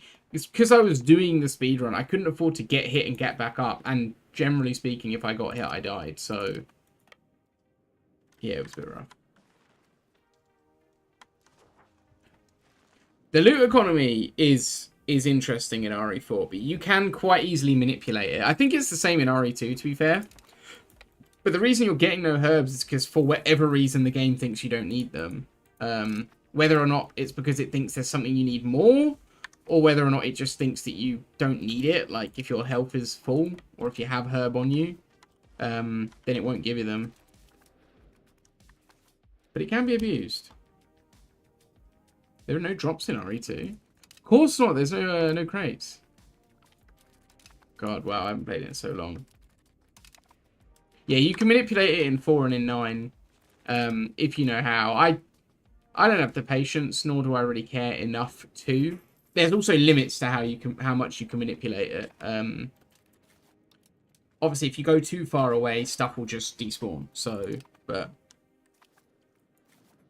yeah, it can be quite amusing though. They moved the capitals to Samarkand, I noticed. They must have had the event. I kind of want them to form the Mughals, but I just think there's no chance in hell they ever do that, right? Especially not if I'm going to be beating them up here. I could do another synod. Get my research up a bit. I do want to get through research. I know there are other synod options, but I like that one.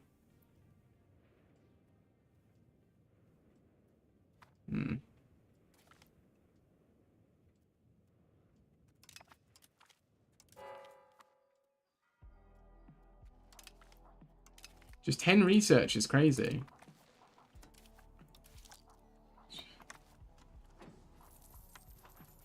Yeah, I quite like the... I also really like that you can actually just walk through and you just discover it as you go. I think that's really good. Because they've gone on a location system, like, I mean, it's not the same system, realistically, like it is the same system as EU4, but it's on a smaller, bigger scale, but more detailed. It allows for a lot more of this sort of thing. Whereas, obviously, the provinces in EU4 were massive. Every province was huge. So you couldn't really do this kind of fine level of stuff, which I really like that they have done. I like that I can see the capitals of everyone I've been at war with, and then just a snake where I've gone for the land. It's great. Unfortunately, I don't know where to go next.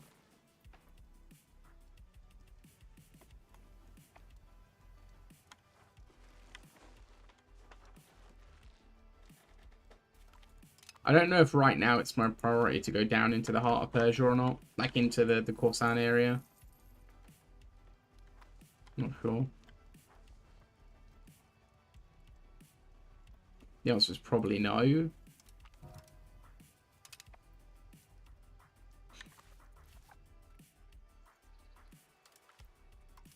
There's literally no downside to upgrading these guys, so I'm going to keep upgrading them.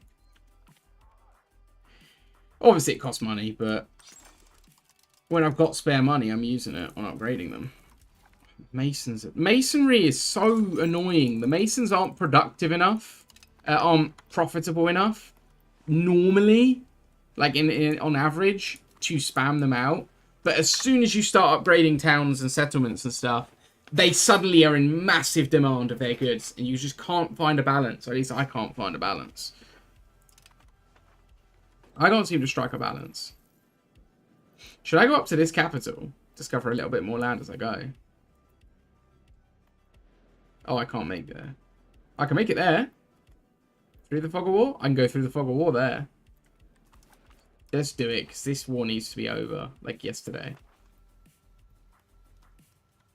I'm wondering if it's sharing my knowledge to my subjects or not. They seem to be wanting to come towards me, but it seems to take them a long, long time to do it. Discover it in the peace deal. I could actually, you can steal maps in the peace deals now, which is cool. So I actually could do that.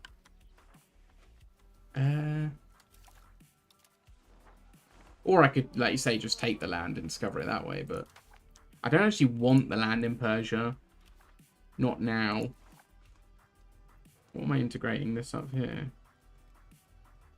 Oh, because I took a bit of Sweden. It's 88% integrated. I might as well integrate it quick. It's not about wanting. It's never about wanting. It's about the message. Oh, good lord. I just got a message from someone I haven't spoken to in a long time, right? And the first couple words of the message. Okay, so Trump. No, don't finish that message. I don't want to see the rest. Stop it. Don't say any more. I don't want to know.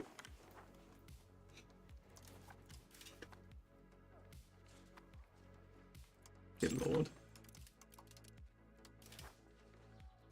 Okay, so Trump was not on my bingo card this year. I'm good.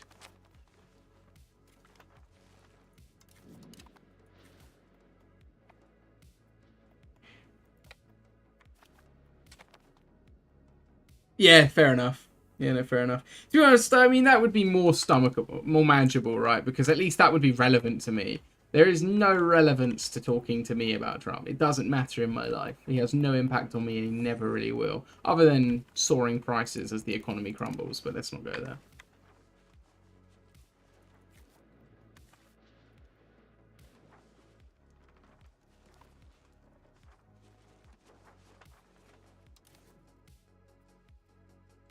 I'm going to do a cleanse heresy on these guys. It's always bad news, yeah, true. Ah, I love it being daily bad news all the time in life. I've enjoyed that thoroughly. Everything is just like bad news with good news slid in between. Like you're making a sandwich with way too much stuffing.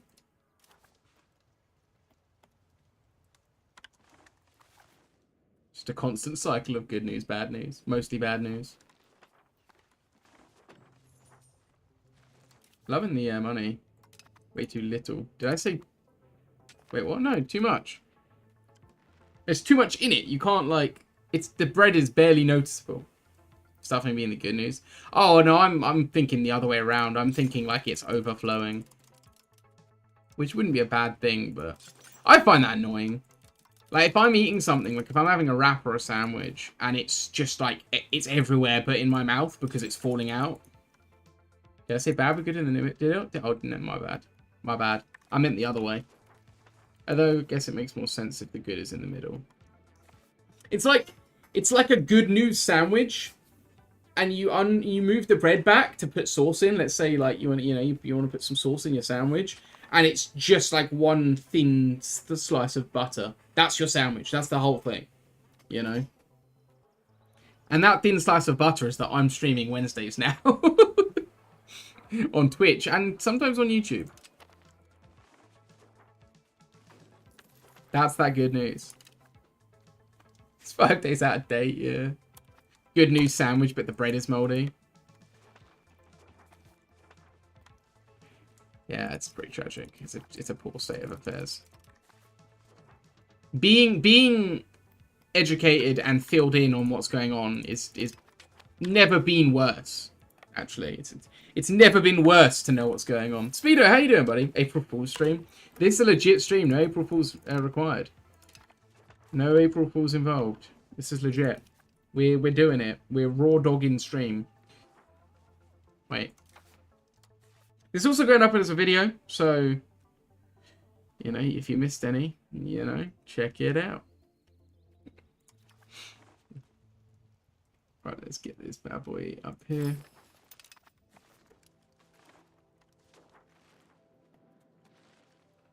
That's not what I like to see, my dude. Up at Ember, you need to sort your life out. Okay, what is going on here? This needs to change. This is ridiculous. I've got no diplomats because of this. Why am I improving with my rival? Like, it doesn't make sense. Make it make sense.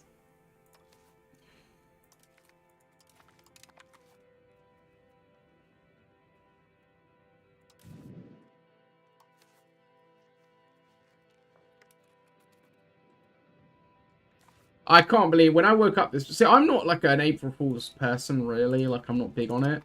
So when I woke up this morning and you sent me that message, it wasn't like, no offense, it wasn't like some epic prank where you'd had me. I just read it and went, he's wrong. Like, I just read it and was like, he's wrong. And then I thought about it, and then I searched it just to see if it was like breaking news. And then I replied and was like, yeah, no, it's not true. And then I was like, wait, I know the date, sort of. Sort of know the date, sometimes. Touche, though, it was good. You did get me. You did get me with the old prank, but it wasn't really so much of a prank as it was, you said something that wasn't true, and I said it's, I said it's not, like. But, you know, German humor for you. You know, I don't understand it. Can I take some land and be done with this? Good. Ah, this is a nightmare. Poor Ryazanians, they are getting hounded in the middle of my land here.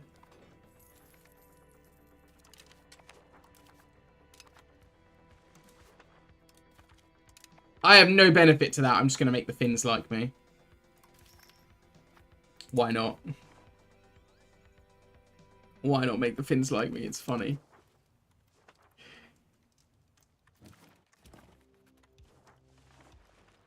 If I took over and converted Sweden, then Finland would grow in its strength a lot more. It'd be kind of funny. Right. How are you doing, Speedo? How's the weather, man? I know it was really bad. Not bad, but like unbearable for you recently, right? It was like super hot and wet. Am I right? Can't say I'm right. I know I'm right.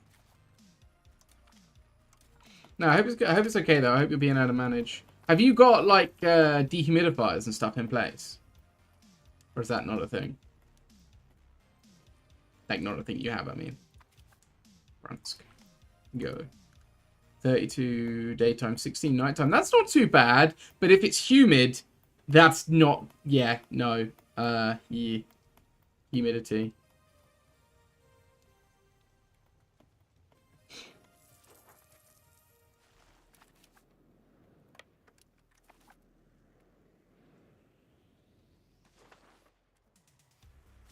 Not really a humidity enjoyer myself. I would rather it be dry than wet when it's hot. Like, I would, you know, I'd much rather a desert than a rainforest. Having not been to a rainforest, though, I'm not sure. I've been to a desert. It was fine. Like, it was absolutely okay. I've not been to a rainforest. Being the closest thing since Pitbull to be Mr. Worldwide, I've been to a desert, and it was great. I just stood out in the desert, in the middle of the desert. It was great. Got driven out there for my execution, but I survived. Which desert? That's a good question. What is it called? Let me look it up. Let me look it up. What's it called? I'm just gonna go on maps and just see if the name of the desert is on maps. It was Arabia. It was the UAE. So what's that desert called? It was just the UAE. Arabian Oryx Protected Area? Might have been that. Might have been that. Might have been the Arabian Oryx Protected Area. I'm not 100%, but it was in the UAE. I just drove out into the middle of the desert. Not literally just drove out into I went on like a tour thing where we went to this like camp in the desert and had food and stuff, and it was cool. And at one point they just drove out, like, not even where the camp was, they just drove out to the middle of nowhere and stopped and was like, get out and have a look around, it's the desert. And I was like, you know what, we don't have these where I'm from, so I will. We don't have deserts in the UK. Can confirm. been to Florida. It's basically a rainforest. I've been to Florida. Florida is the only place in the Americas I've stepped foot. True story. I was quite young, though. I've not been anywhere else in the Americas. I've only ever been to the old world. And honestly, I've not done a tremendous amount of outside of Europe. I've done a lot of Europe. And I did the UAE. But I've done, other than the UAE, which is Asia, other than the UAE, I've not done any of Asia. Or Oceania. But I will. It's on the list. It's on the list. Me and Indian Steve Rogers are going to go together.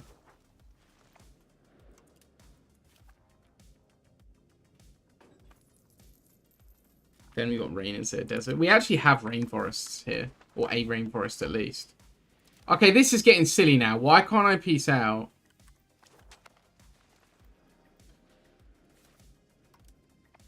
It's really annoying me now. They've rebuilt their army.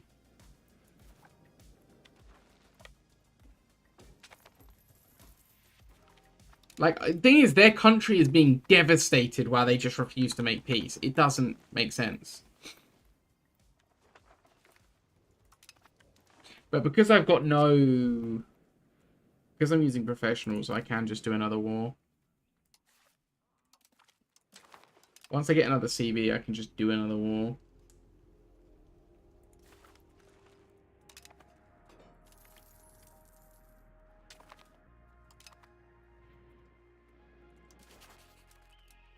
And I'm able to at least import some of my subjects, which is nice.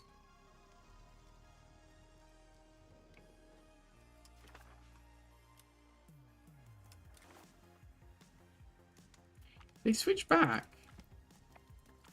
Or did I not import to begin with? I don't remember.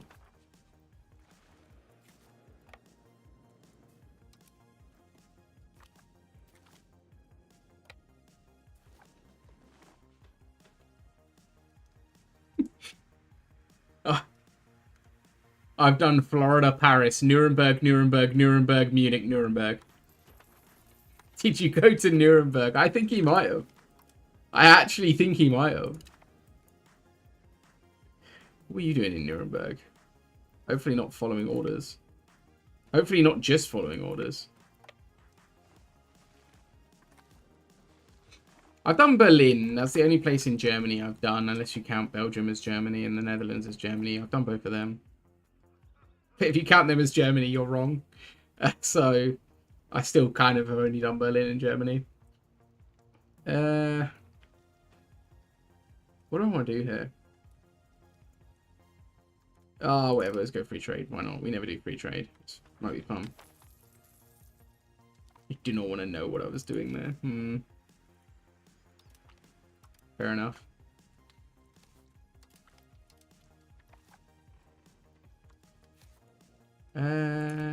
Why is lumber so cheap? Oh yeah, Russia. Lumber coming out my arse.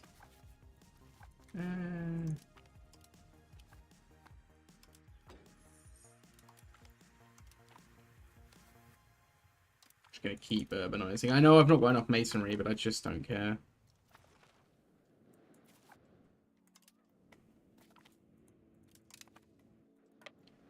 No, whoever you are, he's dead. Rip. Rip my subject. It's getting very tiresome. What's the best way to piss someone off from every continent? I don't know. Oh god, is that a joke? Is that the beginning of a joke? It's not a good start. Go on, hit me with it.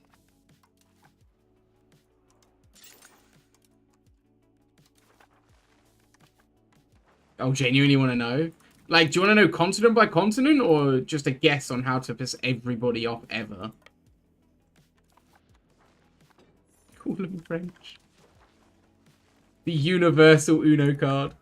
Anyone annoys you, yeah, but you're basically French. Especially if you're in Vietnam, that really sucks. That's not cool. That's not cool. Don't say it in a jokey way, say it in a serious way. Straight-faced, yeah, but you're French. Even though they're, like, literally not.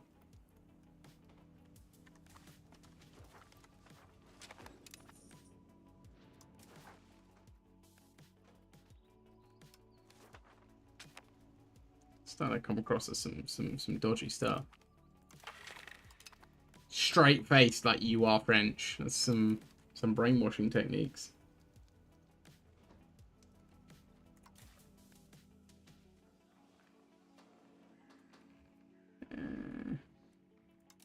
Is this gonna kill me? 100 ducats is kind of rough, but I want to keep expanding. Why are they invalid? Why are they invalid, though? Why are they invalid? I did all that just so I could declare on these guys. Why are they invalid?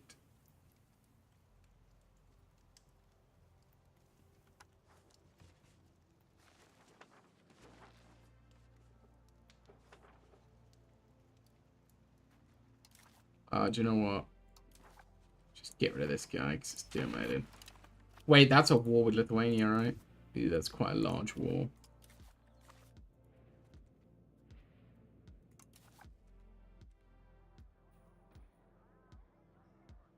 It's quite a big war, but we can easily win it. Studies. Gaslighting people into thinking they're French is a CIA strategy. I mean, it'd be pretty mad, wouldn't it? Like if you could really like genuinely successfully gaslight that, you'd be kind of skilled. Like that would actually be kind of crazy.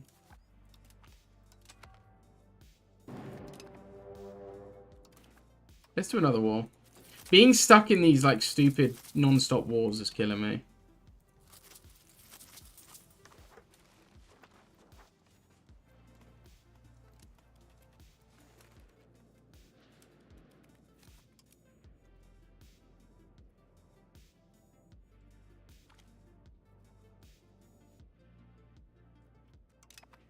Oh no.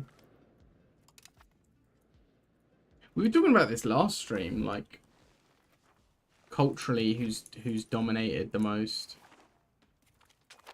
Really does depend on how far back you go.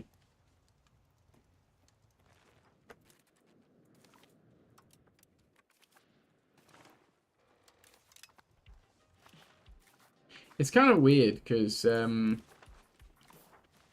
obviously Germans have changed a hell of a lot, right? But the fact that like Germans as like a, I guess, cultural people, I guess, were sort of like the enemy of the Romans, and Germans are still just kind of going, right? Like no one else really existed. I mean, they weren't really Germans. Like they were Germans, but they weren't really Germans, right? But no other kind of peoples can really trace their cultural heritage that far back, like distinctly that far back, right? Everyone else, at least in Europe, was like Celts and shit. Or like unknown various tribes peoples. In Asia, it's probably quite different, to be fair. I'd imagine. The thing that's hard with Asia is the lines between like factual history and mythology can be quite blurred. Like the first emperor of Japan is a mythological figure.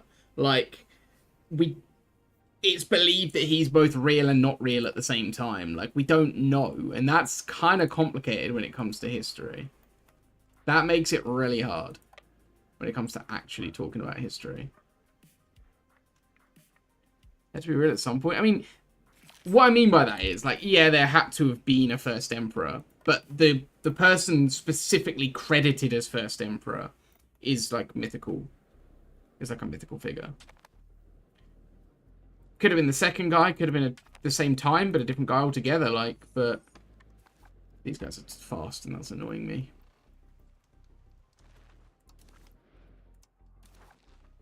This is crazy. Why are they not accepting peace?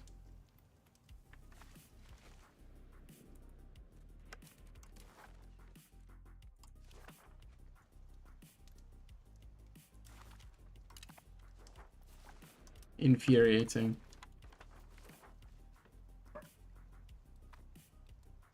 Oh, no, we're not talking like the modern Japanese Empire. We're talking like the first first emperor, like pre-Sengoku period, like long before Sengoku. But to be fair as well, like written traditions, you know, been quite different between peoples, right? Like, look at the Greeks, right? We get a lot of our history from the Greeks, but majority of what they wrote was fantasized anyway. It was written for plays and for entertainment. Like we can't actually trust the Greek writers as factual sources. Like, you kind of have to take it with a grain of salt, because majority of what those guys were writing, they were writing for the stage. I find it interesting. But it's the same in it's worse in places like Japan, where a lot of history is told through art rather than like, this is what happened and then this is what happened and then this is what happened. It's told through like art, right? Drawing and painting. So, or at least it was at the time. So it's, and obviously, you know, verbally told, passed down through generations. So it can be difficult to really discern what is what. Makes it more interesting, but more frustrating to try and learn. I think so, anyway. Whereas we were always very wordy in Europe. Like, as soon as we discovered words, we were like, words. As soon as we discovered writing, should I say, we were like, let's write shit down. But that just isn't the same for a lot of the world. It's weird, because we're made of the same stuff, right? Like, on the inside, we're the same. We both had languages, we both had art, but one side chose to go with language and one side chose to go with art more predominantly as a method of education. Just based on geography. It's kind of weird, you know, how geography really means that much. I wanted to declare war on Bashkiria again, but I have a chance. What must the war exhaustion of the Timmies be? 0? Are you kidding me? 0 after I've had their capital occupied for quite some time.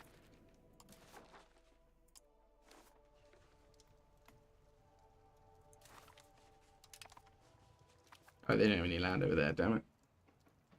I should really not be stealing maps, because that gets me antagonism.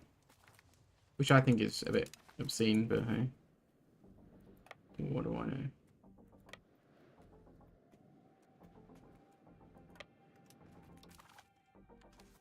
Need to destroy this army quick.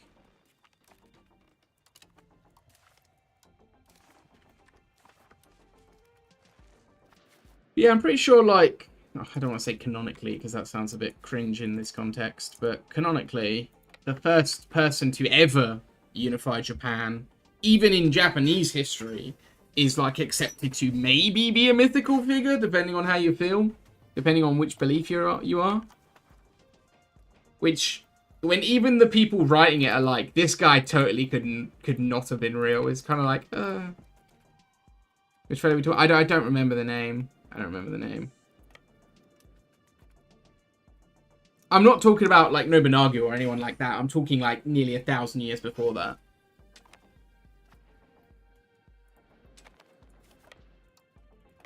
Because technically, I think the first Japanese empire, not Japanese empire, but the first unifier of Japan was long before.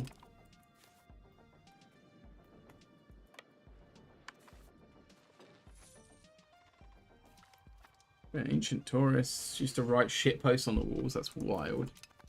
It's crazy. You can see that stuff in a lot of the world where, yeah, where people have inscribed like, you know, Jeff was here. And to us, it's like this precious monument. To them at the time, they were like, well, I'm going to carve my name. Do you know anything pre-Harold? What do you mean Harold? Harold's not a very Japanese name. I don't mean to be that guy, but never heard of a Japanese Harold before.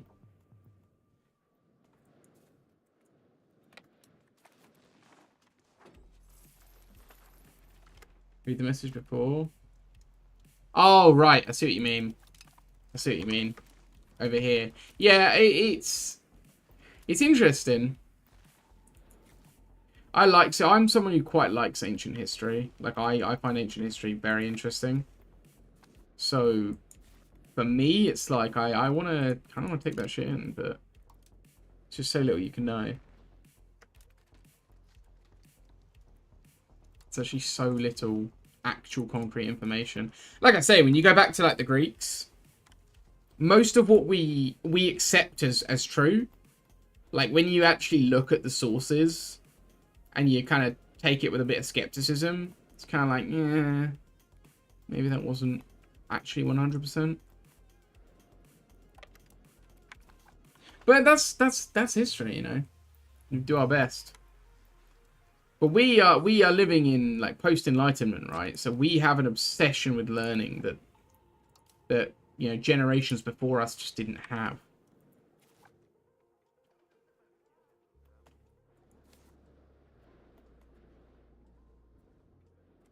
Why am I not going that way? What?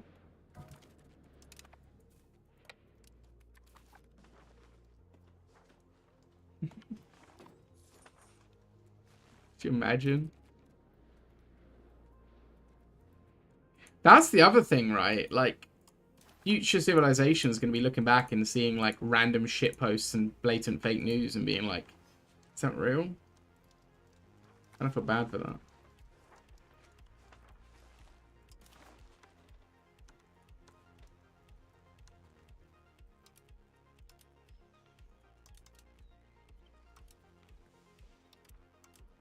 Right, I need to start annexing people after this war.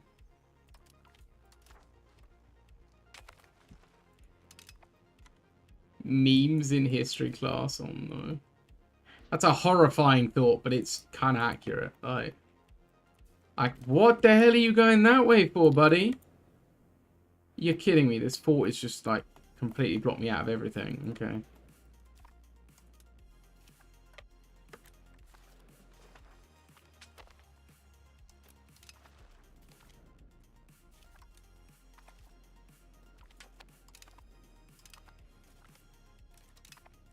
This Timurid situation is really getting on my nerves now. Why am I not able to make... I know I'm asking for 99% war score, but, like, damn, I've dominated him. Why can't I have it? You know? I've dominated. There's no justification.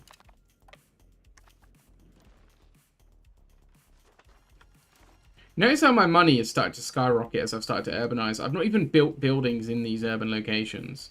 But my estates are building buildings, and they're making me far, far more money.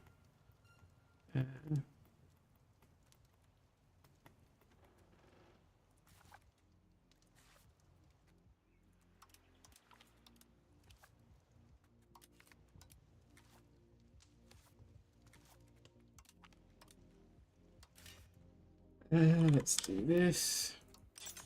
It's obviously as well in part to me having more control, but urbanization's so much better now than it used to be. You do not envy future history students. Yeah.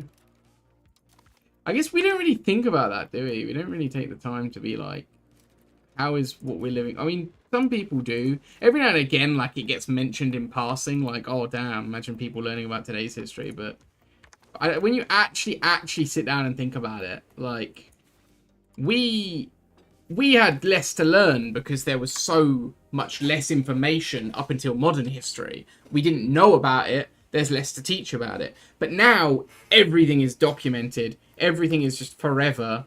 And eventually, like, it's going to be too much history where you specialize in a subject, and that subject will be like 100 years long, and it will be like a ridiculous amount of information.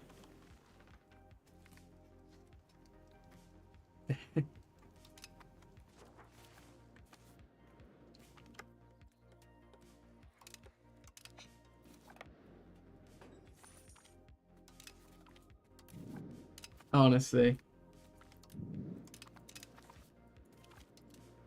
Like, I feel like, in some ways, I feel like I'd be quite interested in just spending an hour in the future, just looking at things. In other ways, I feel like that would be hell. Seeing whatever's left, you know. Yeah. Because I'm not like in the doomer mentality of everything's gonna get destroyed. It's gonna be, you know. I'm not in that camp. I just think things are gonna be very, very weird from our perspective, things are going to be weird.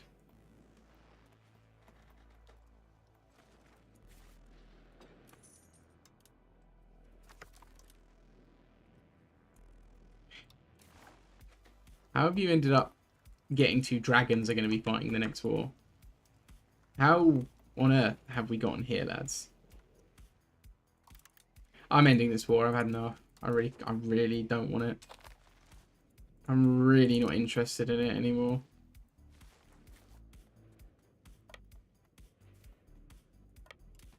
Mythical creatures, yeah, I to be honest though, like actual dragons aside, I feel like there would be people believing that mythical creatures just happen to spawn and were knocking about. Even if there aren't any, you know, which I'm skeptical about, you know. I'm not trying to be a denier, but I am skeptical that dragons will come about after our lifetime. I'm not trying to be a hater, but I'm just not sure.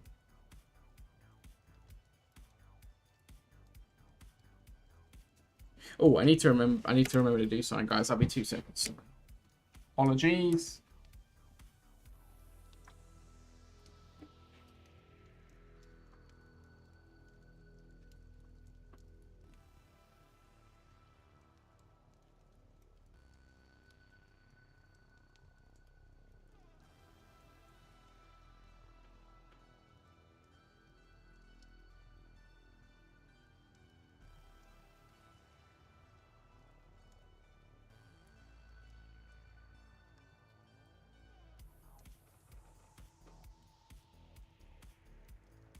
Right.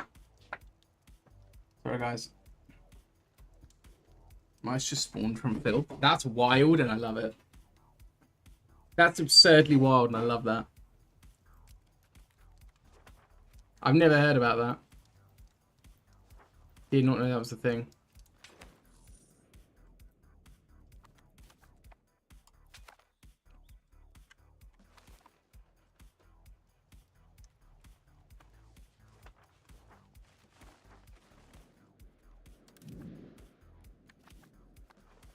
Shooter period seems hell to live through. Yeah, it probably wouldn't have been too fun, to be honest. Quite a tough period, but you know, it's all good and well. As we say, it's all well that ends well. It's not how it works, but don't worry about that. Don't think too hard on it, because they'll make you sad. Just don't think too hard on it.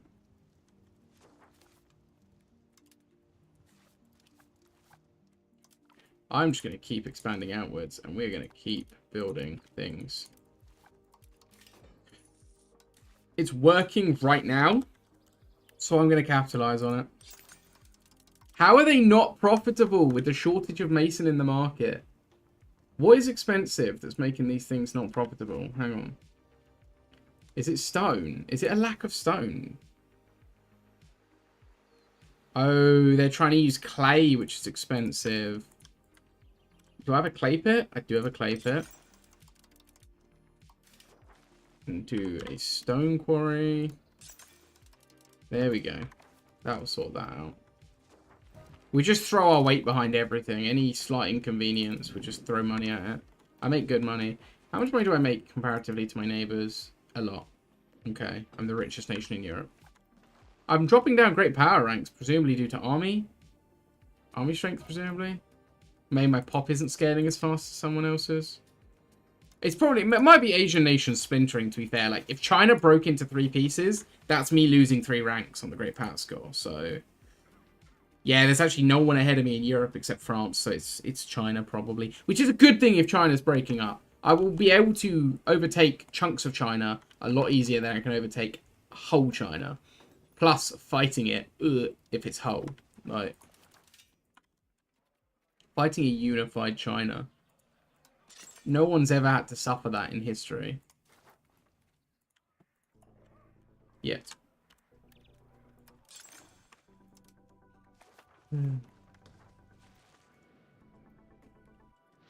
We're not counting Japan fighting a unified China, because They were unified in their war against Japan, but that was it. There was no other description of unified that would fit them there. I don't count that.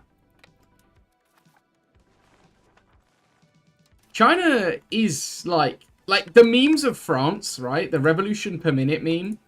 That is actually more accurate to China. China has had more random implosions than any other nation I could think of.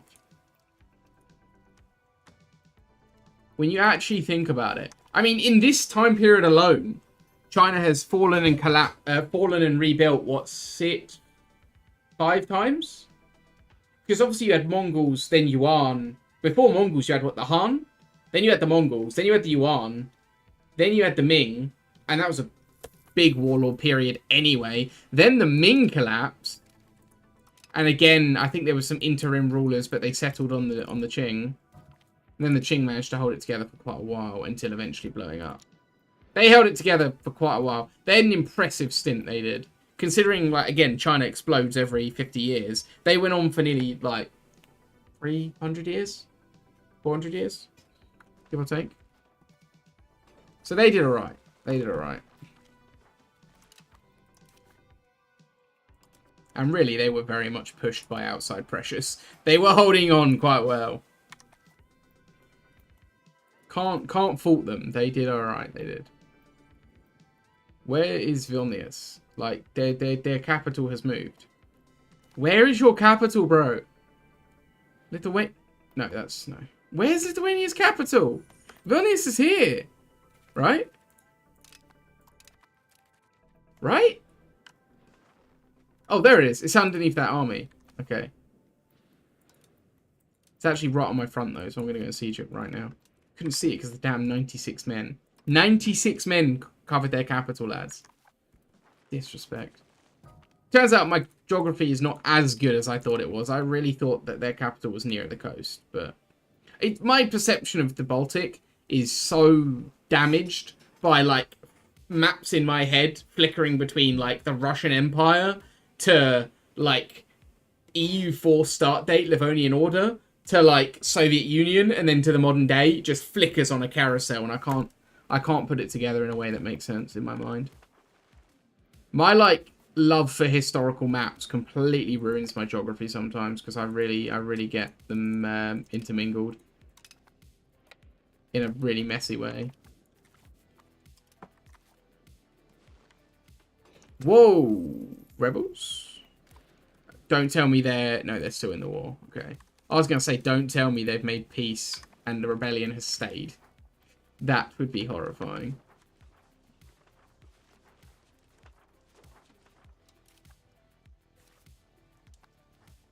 Wait, someone is Bashkir. Oh, it's me. I'll let him off.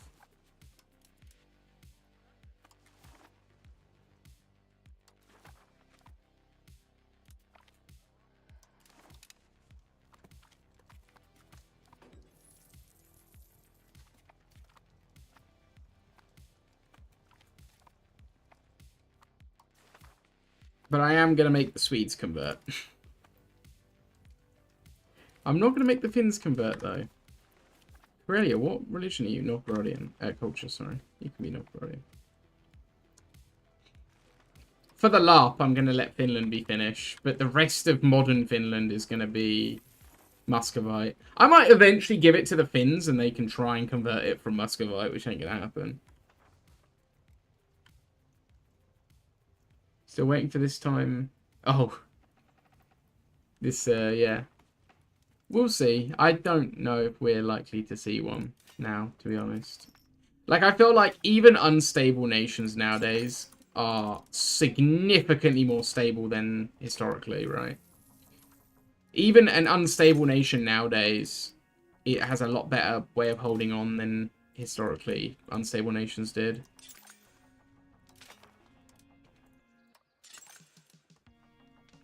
It'd be certainly some news to watch if they did suddenly combust, but I just don't think they're ever going to. I just could not imagine that ever happening. That'd be wild. Again, the news value would be unreal. You know? Purely on a news and educational basis, I think that would be very fascinating.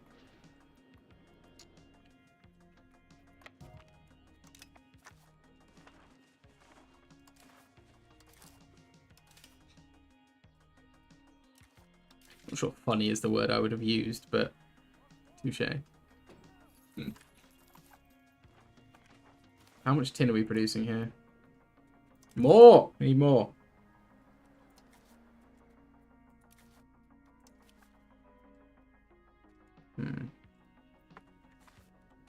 What country is the most likely to be balkanized? Not that I want to talk about modern politics, but I actually couldn't picture any country currently being balkanized. I think the most likely country, if I had to pick one, in a very dramatic... And this is just a context of how unlikely I think it is for any country to be balkanized. I think the two most likely countries to be balkanized by themselves is probably the US. They're the most likely to tear themselves apart. And by other people is probably Russia. But again, incredibly unlikely to ever happen. First of all, because they're both two very centralized governments with nuclear arms. But also because who's going to actually invest in that, really? Like, they wouldn't be able to... I don't think that would just be able to happen in an actual status, right? I think that would have to be forced quite a bit, and I just think that's so unlikely. For obvious reason, I think. Hopefully you guys are like, yeah, like, obviously, but... That's just my random prediction. Hopefully it doesn't come true and then I get suspicious looks. But, you know. I don't work for any governments, guys.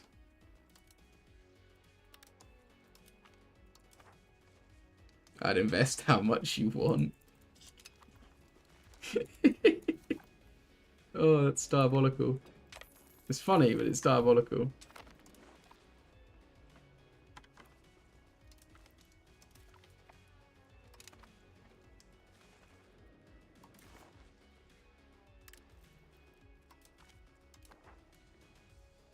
Right, I'm going to just pause for a minute here while I sort out the complete nonsense that I've set myself with. First of all, we have 18 countries waiting to be annexed, and I need to go east. So, you're first, you, and you. No, not you, actually. I'll spend all my diplomats, it's fine.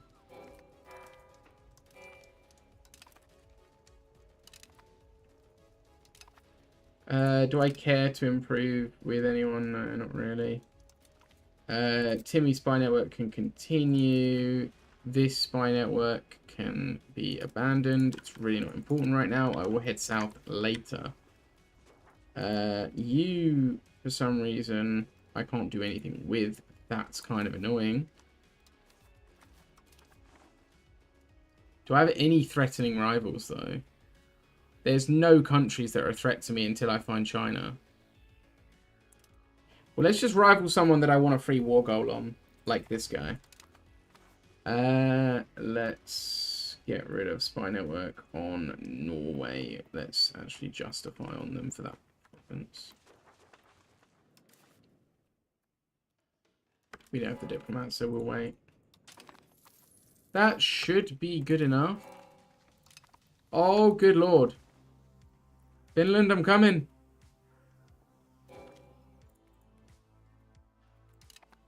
Finland.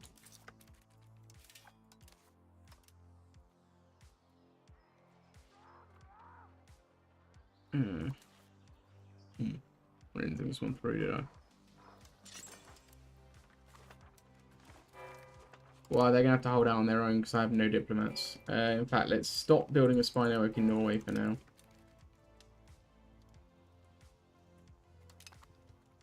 Have I got my annexation guy on? He's been on for ages, just waiting for this moment, isn't he? Yeah.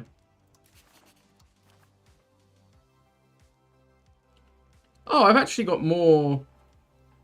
I'll become Diplo Hegemon after this. Nice. Nice. I'm Diplo Hegemon. Nice. Should I assimilate Ryazanians? Probably, right? Because that'll give me a bit more control down here. Or should I assimilate the Novgorodians? I don't really need to assimilate either. But I'm gonna. We've got the power. We might as well use it for a little bit. Because I'm only 54% Muscovite right now.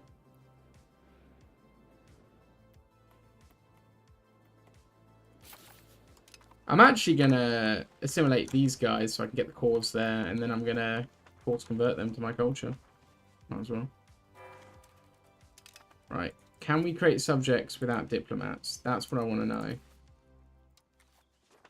Yes, I can. But I don't want to do that. I want to give that land away. Don't want to do that. I want to give that away. Do this one.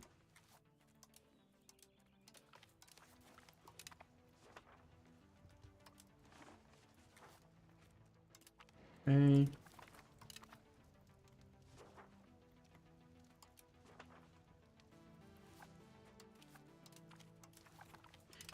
I'm trying to like...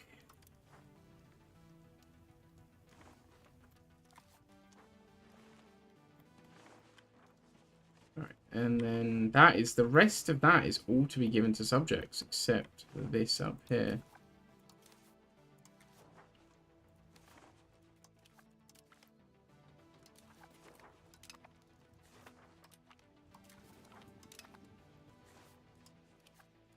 Cool. That's worked remarkably well. Very happy with that.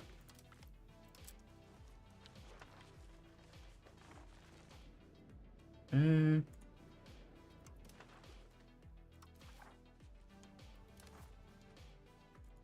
make this one a 50 mil. Cool. Very, very happy with that, to be honest. A little bit of expansion that's got me quite far. Honestly, I could have done better if I wasn't just stuck in this stupid war over here. If I had my diplomats able to integrate, that would have been nice. But it's a lesson learned. I'm not going to get stuck in another war against those guys again for 5 minutes, probably at least.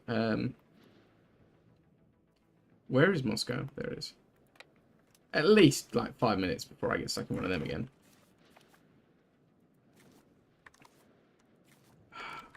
I hate to help both of these subjects out. I don't know who's more likely to lose their revolt. Probably this one. Never mind. Were these... Did the rebellion win and did they change them? No, they didn't. Okay. Okay. Cool.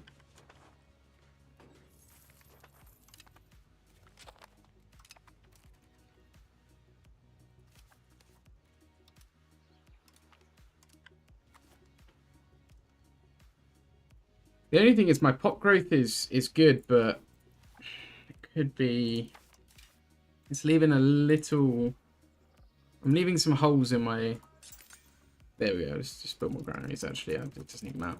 I'm, like, focusing more on economy now, which I'm a little worried is going to screw my pop growth goals. But I should be fine. To be honest, my pop growth is absolutely fine right now.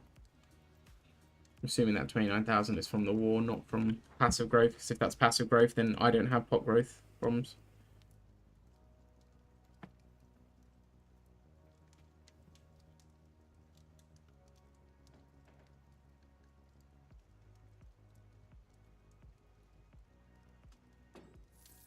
Okay.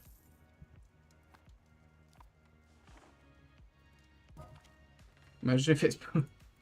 I do think that's probably possible. I think some people would do it willingly. Wait, how did they take over? Damn, I dropped quite low.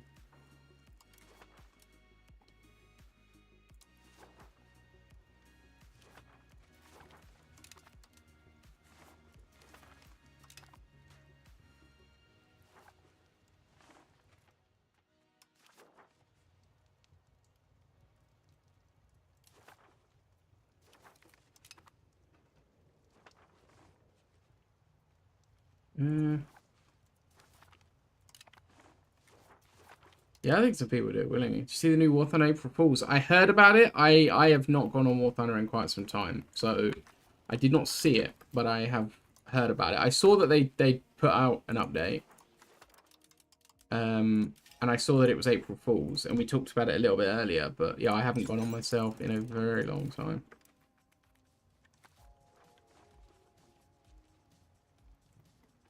Chopped 4 nukes so far. You're a lunatic. Just want to make sure you knew that.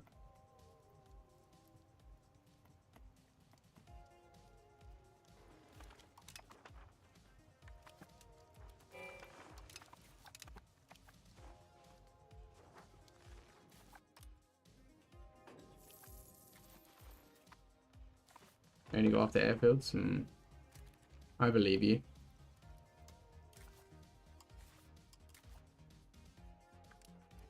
I need my diplomat.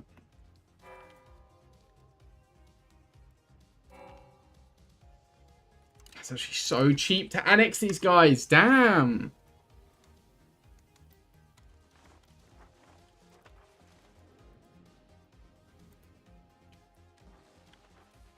Well, one's going to run out first, Bashkiria.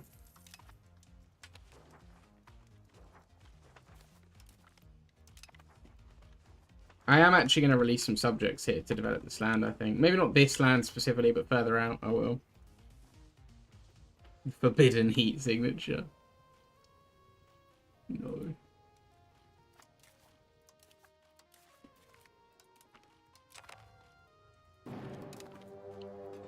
I shall not encourage the firing on civilian airliners. But if the missile were to go off course...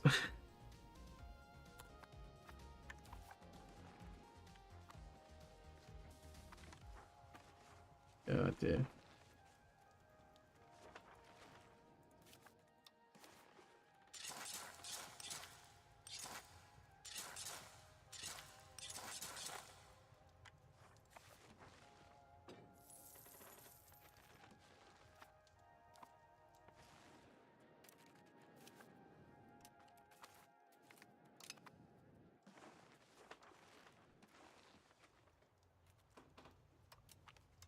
Improving speed is kind of pointless.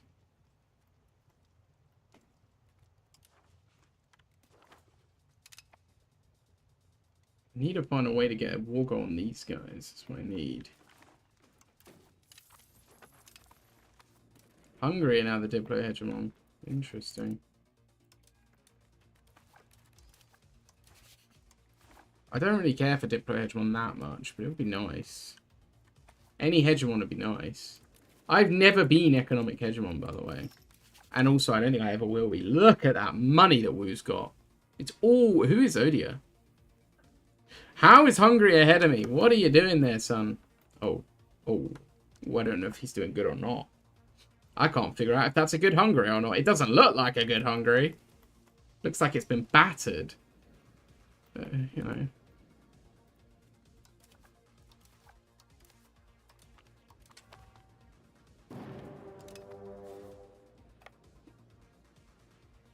Get perm out the question. Clean up our borders a bit.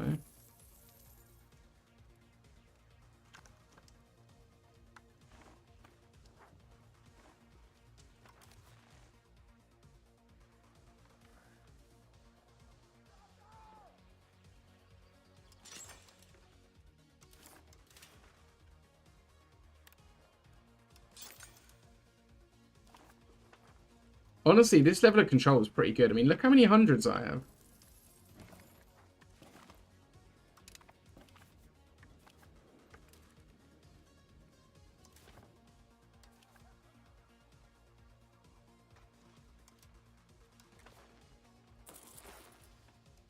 I'm going to start switching towards an arms-based economy if I can. I'm not sure if I've ever really pulled it off, but I think I did it quite well in my Brandenburg campaign, which I think also on that subject.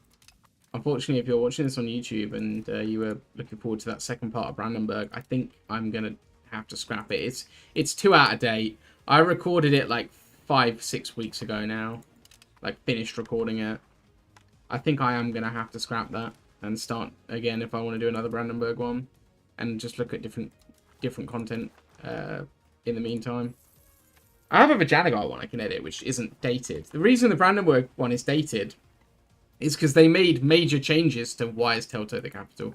they made major changes to Brandenburg, like adding this river, which should have been in anyway, but they made major changes like that, and so I kind of like it's just a lot of the decisions I made would be different because of those changes.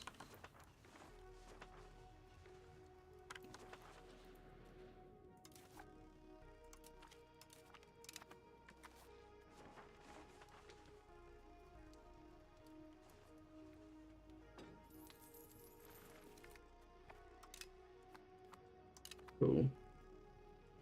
Vassals are being annexed.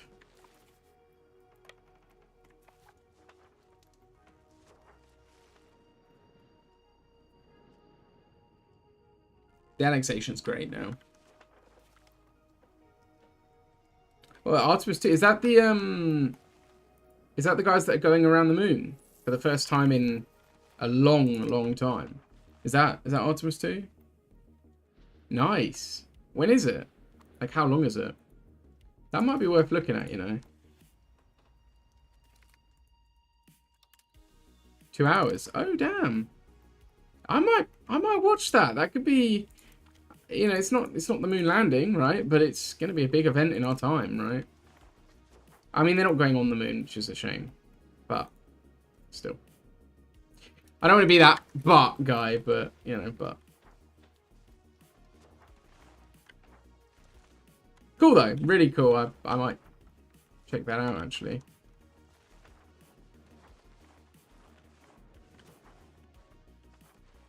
The conversion has been ludicrously successful. Catholics are going to soon overtake Orthodox. Orthodox are going to soon overtake Catholics. There are 71 million Catholics in the world. There are 30 million Orthodox. But as the Reformation grows, balance is going to swing more in my favor because my pop is going places.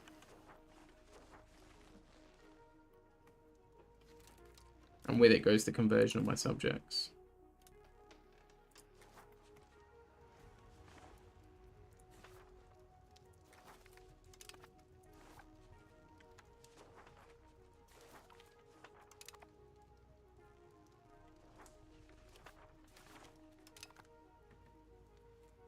I'm going to make 2 more subjects here. I do as a ruler convince you. I have ways.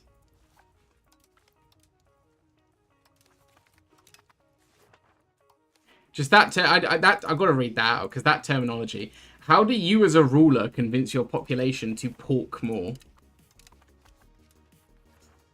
That is some terminology right there. I'm pretty sure that's legally accurate.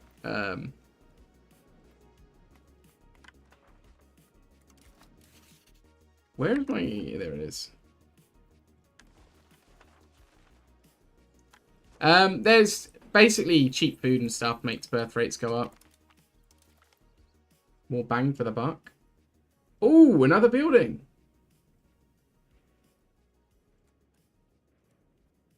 I'm going to do it. Another unique building. Of course I'm going to do it. Confessionalism, finally. I'm going to pay a little bit more on stability to get my stability up faster. And then I'm going to decrease later. I wish I could lower my Diplo spending, but that's life.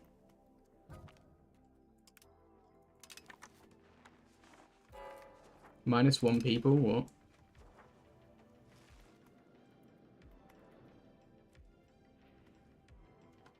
No way is this little vassal going to be between me and the Urals. Stop it.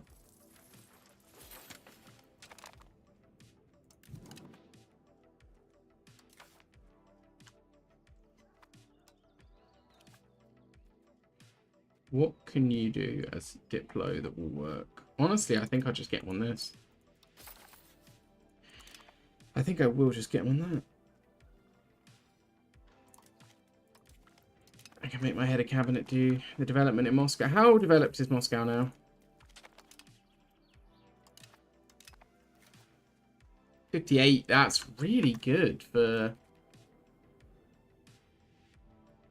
Slavic lands. Like, really good.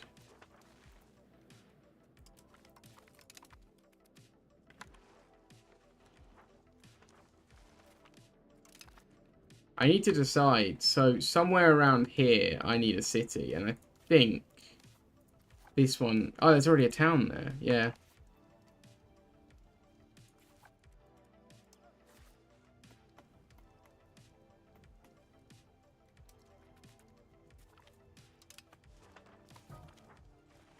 I think that's going to be my Ural hub. Wait, is it on a river?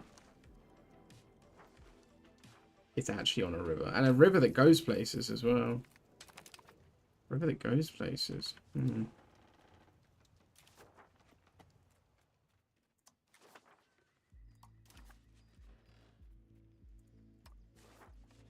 Develop the interior would be very nice. More of that development. Also, I'm going to support land focus. I do want to war go on this horde, though. Because they have been very elusive. Hmm.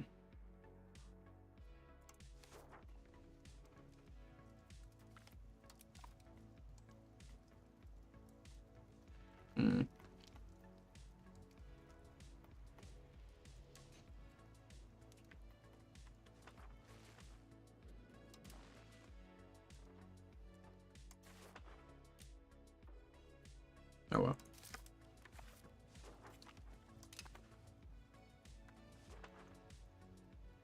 I'm going to be not going too much longer, by the way, guys. Because I am getting rather tired. Urbanization has been insane around Moscow, damn. It's paying off.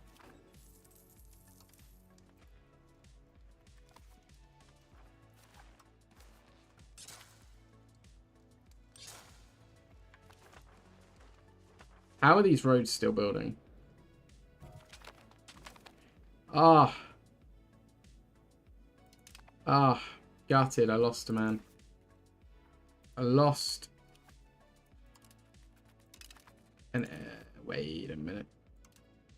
Oh, okay. Wait, my son is an idiot? No, my son's okay. Let's give him an expensive education next month. I was really worried that was the son for a minute. Need more family members. The family is not growing as quick as I was hoped. I need to marry off the other sons and the brothers and the cousins. Does he have any other sons? No. Does he have any brothers? Wait. No, he's only got sisters. Damn it. And they're not particularly educated sisters either. The daughter is slow. That daughter's not. I'm just thinking how I can fill out my cabinet better.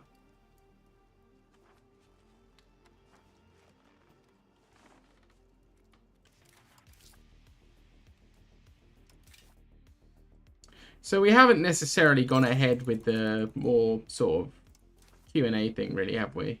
But still, feel free to ask if anyone does have any questions, whether it's in the comments after the stream's over or what. Ah, artillery bonus, cool. Right, I do want to do rights for the clergy fairly early, but I do want to do gov reform first.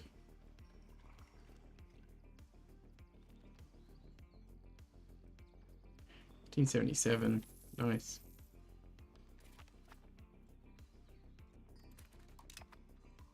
This does, yeah. Did I just overtake Hungary for the Great Power? Because that's awesome if I did. I wanted that. I did overtake Hungary, nice.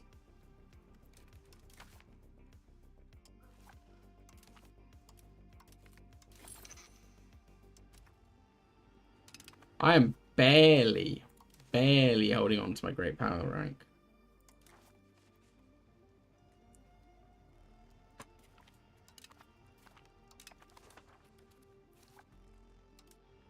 That was a wise use of an influence, I think. Furthering my relations with my subjects. That looks coastal to me. As long as no one else gets in there, I don't mind.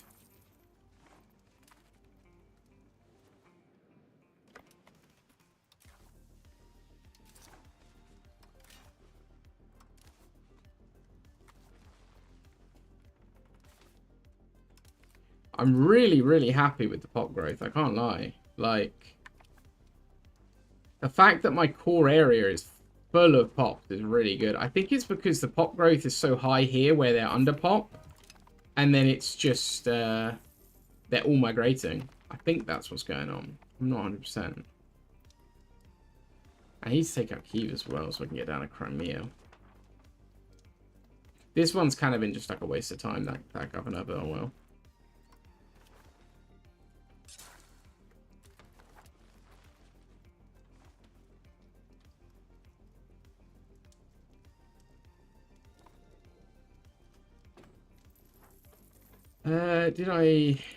Did I start justifying on this nation? No.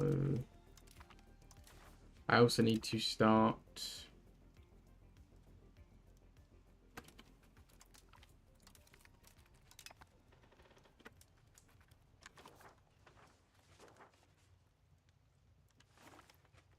How many locations do I have now? 664. Feels way more than that, but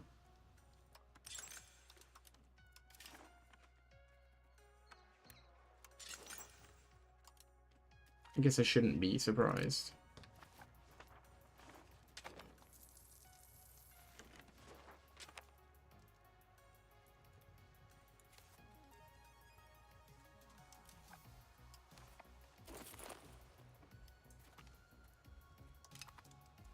When these guys get upgraded this age, it's going to be a massive army. I didn't think about that, but oh well. I might leave that army at that. Because it will be like a lot of men.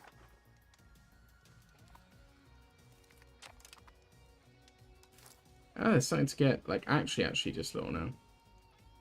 12 from fiefdoms. I've gone too far on the fiefdoms. Oh, good. I think it's because Thingy's big, right? Because I've got one big fiefdom.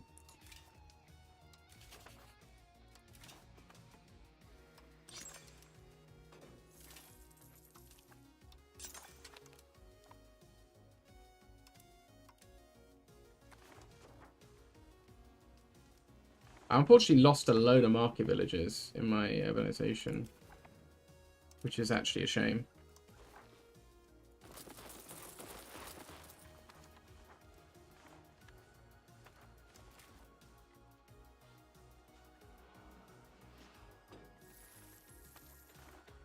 I could build some ships for like St. Petersburg. That could be worthwhile.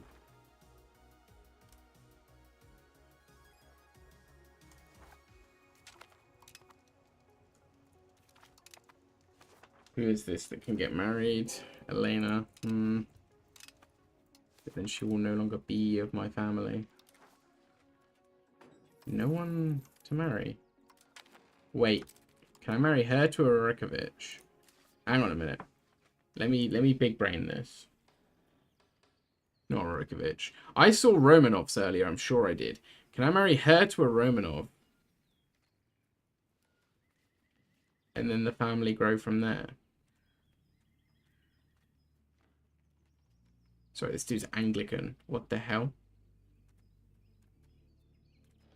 How is he Anglican? I didn't even know Anglican spawned.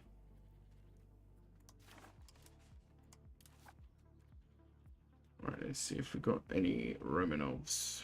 Just for the memes. If we don't have a Romanov, I'll just marry her off randomly. Constant. Wow, that's a name and a half. I kind of want to marry her off to him. Don't think we've got any Romanovs. This is very sad. I just wondered if I could pull the Romanovs about, you know? Like, if I could somehow lure the Romanovs into existence, that'd be kind of awesome.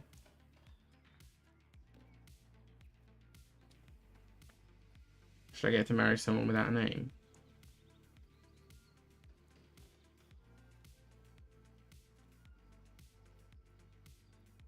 It's great, she can marry him. Why not? Why not? Why does France own half of Wales?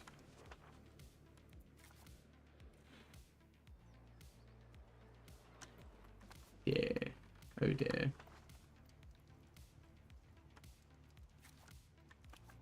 Why is there a Lüneburg revolt bigger than Lüneburg? Like, bigger than Lüneburg should ever be. Hey, I like the green, though.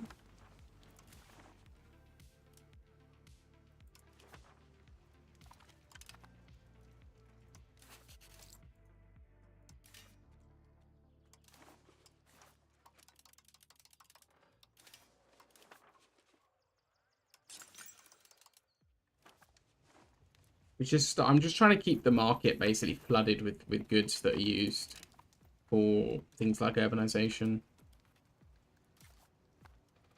And just keep the market very saturated, then we'll be okay.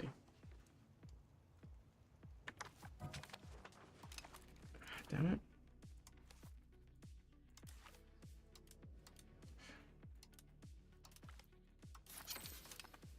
We are suffering for crown power, unfortunately. Some of these provinces have got so many people. Must be the food production just being so high everywhere because there's so much food. There's a lot of food provinces, so yeah, I guess that's it. I don't want to get rid of that. Like, I still want food to be really cheap. Although I want big stockpiles more than I want anything, because when that Ice Age comes, I don't want to feel it even slightly. If I start to see that I'm not producing enough, I want to have stockpiles big enough to cope. Castilla in this. I don't actually care.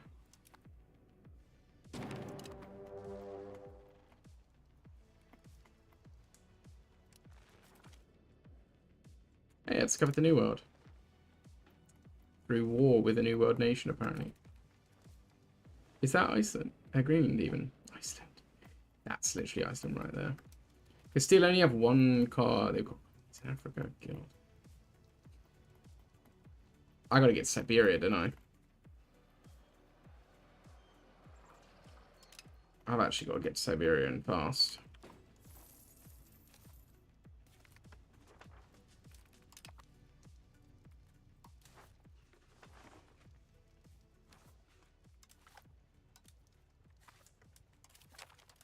Oh dear. The Pope is really getting on my nerves with these constant messing with me. I might have to destroy the Pope.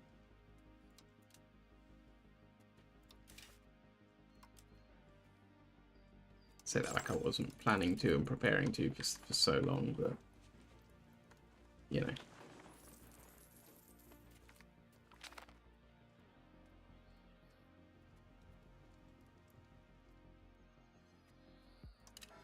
Wait, I've just realised I'm playing as Orthodoxy and I don't have a religious icon.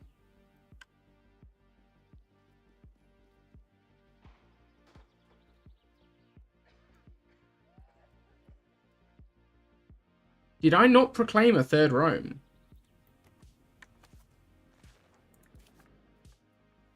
I didn't proclaim the third Rome. That's what I was doing last time and I didn't do it.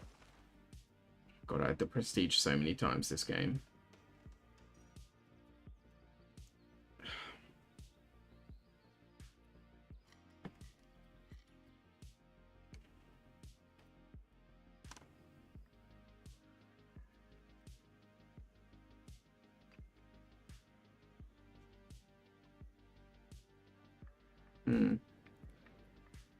Yeah, I probably should have done that. Oh well. I'll do it when I next get the prestige. I might even start paying for culture to try and balance that out. Let's try and get as much prestige as we possibly can.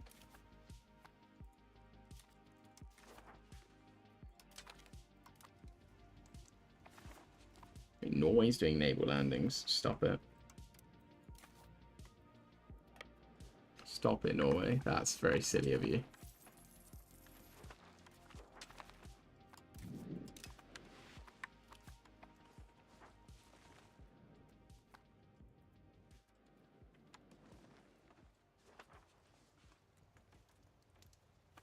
So this province that way to build it? Yeah. Let's keep kind of working our way through. Slowly annexing our way straight through the middle of all my subjects.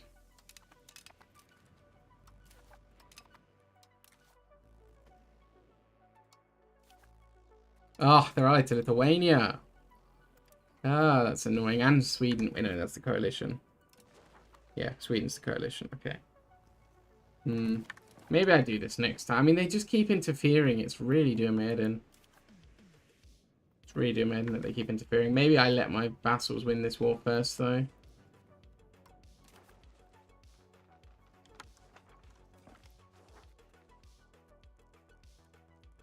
It's just far too expensive. As much as I want the prestige, that's a joke. I also need to look at allies in the West, really. Like, it would have been really good to have, like, pulled France in against Spain or something. Maybe we'll try England, I don't know. I don't like the idea of strengthening France by basically them being able to use me as a shield, so I'm kind of like, I guess I'll go with England, even though they are the least desirable ally in Western Europe right now. But Castile is my literal enemy, and France is just too strong.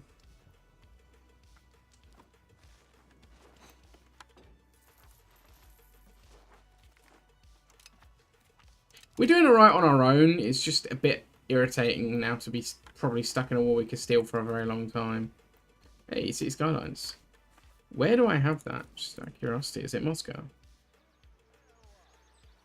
No, it's not. Where the hell do we have... Can I see that?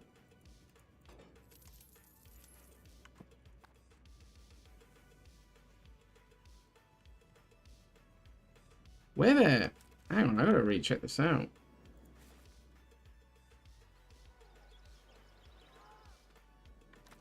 Don't know where it is. Oh well.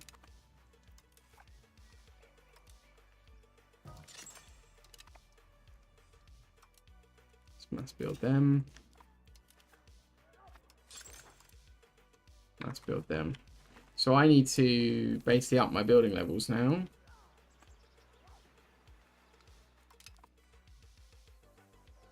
I think infrastructure is going to be the best thing, right? Sorry, development. Probably.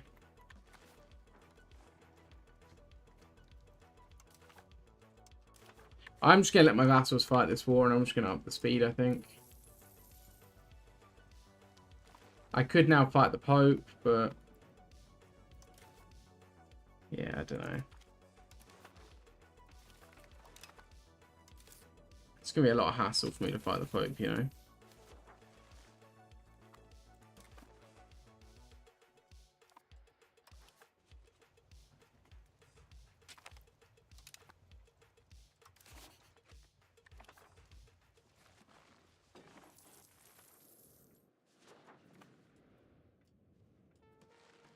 Just don't want to fight the Pope. It's going to be a hassle right now. Because Lithuania is going to make it annoying. Just purely because the volume they're going to provide to the fight. If it wasn't for just, like I say, the sheer number of troops extra that they'll be throwing at the front, I would do it, but...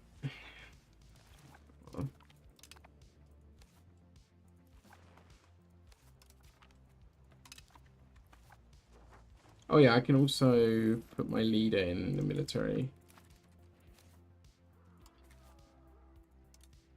That'll give me a bit extra prestige. And it will also push me a little bit more towards land focus, which I like. Although I don't think I can push any further. No, I can't. I'm already pretty good way.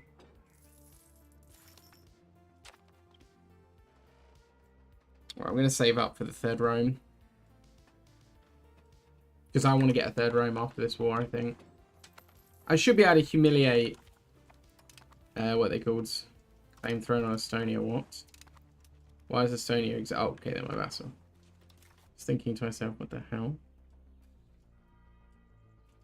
We're also going to save up religious influence for a bit. I'm actually going to boost it. That's what I'm going to do.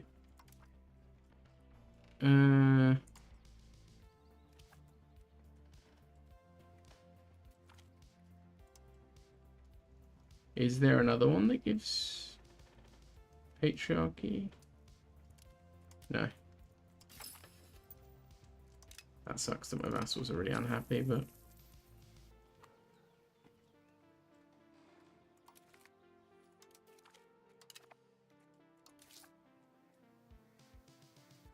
Wait, so how much prestige do I actually need to do the third Rome?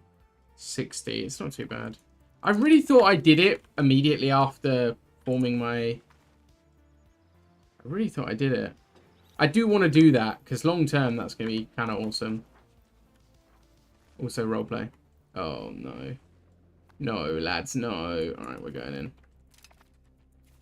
We're going in. They're just, like, one by one sacrificing themselves. Don't really need that.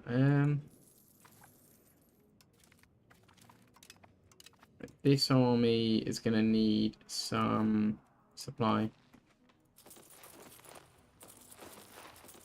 Cool. Because they're going to continue to work out here. Probably a good idea to get them supply wagons.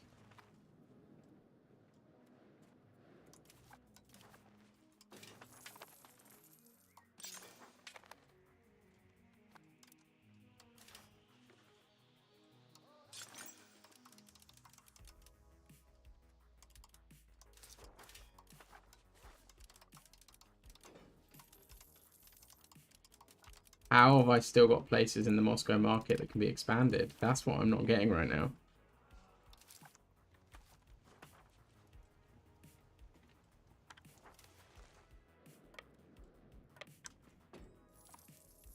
Okay.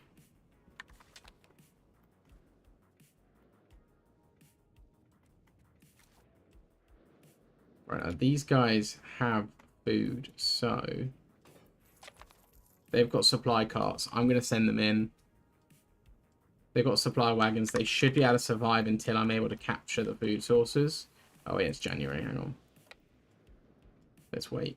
Let's wait. I'll get a bit nearer when it hits, like, fair bulb. I'll move closer.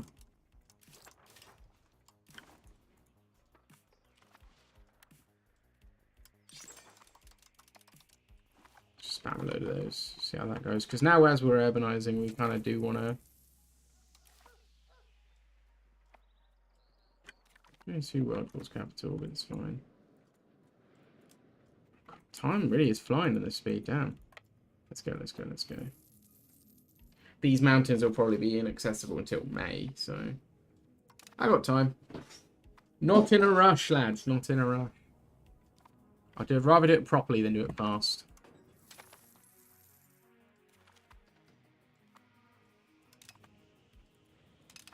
Also, that movement morale loss is gross.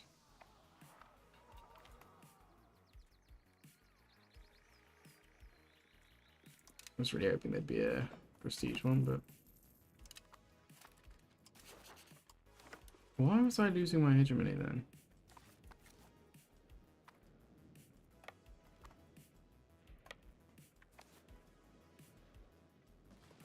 Did these guys get their carts? They did. I should make maybe another army to boost even further. Yeah, because I'm going to get more... Yeah, because I'm going to get more manpower from the better technologies.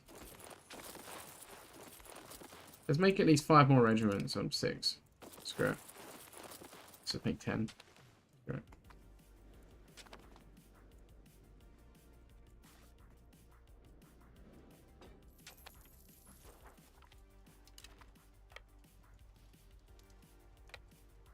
Well, they're already starving. They brought a supply wagon with them and they're already starving. Someone siege the capital, please. No one's going to siege the capital. I've got to go and do it. Okay.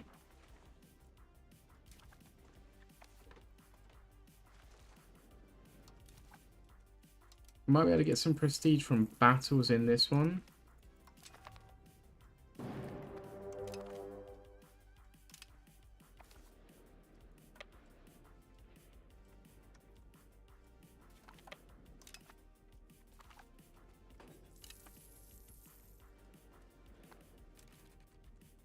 Okay. It's December again and I can't move. Ugh.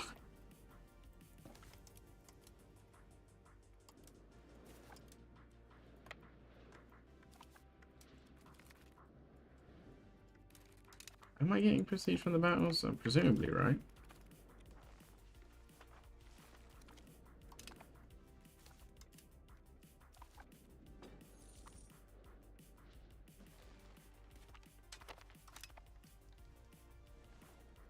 The winter feature is so cool until it affects you, and then it's no longer cool anymore.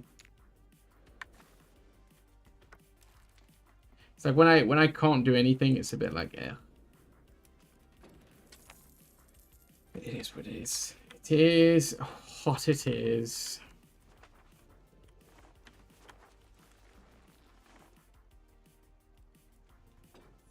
Still kind of cool that it exists until it kills my ruler prematurely. Then it won't be cool.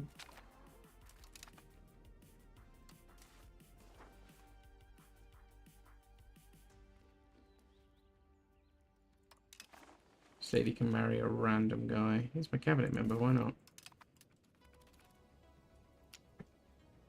Infect his family with the stupid. Don't infect mine.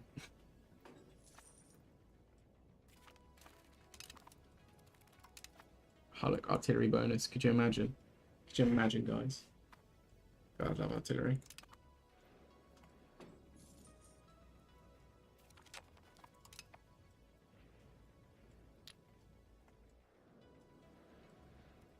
Really, they can't move until June?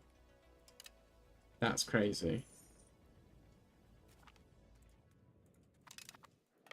They can't move until June in those mountains. Good lord.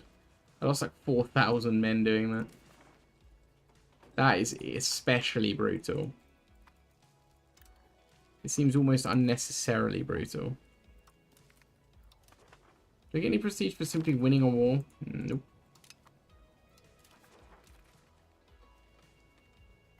Even though I annexed a rival as well, like no prestige.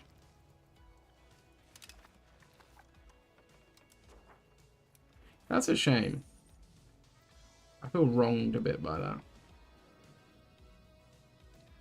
Definitely feels like you should get some prestige for annexing your rival, but...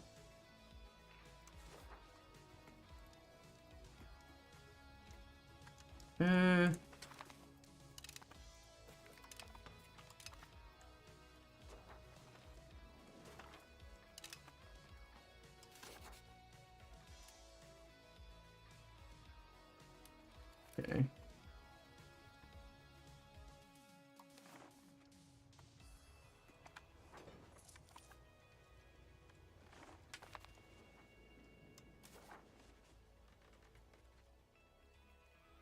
I love how they would like absolutely love this, but we have no war score. Shall I take Greenland? I don't want to take Greenland. Just think it would be funny to take Greenland. Central Congo? San Francisco? Why not?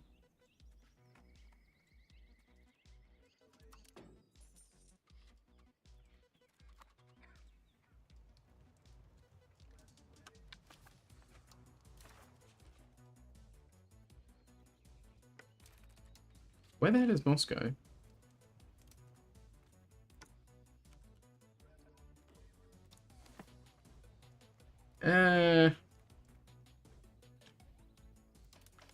Let's expand the armories.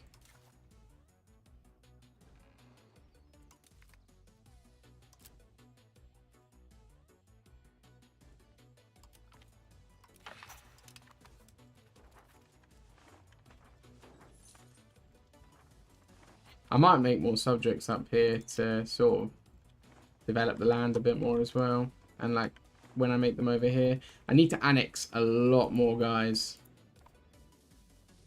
That's really what I'm finding out here.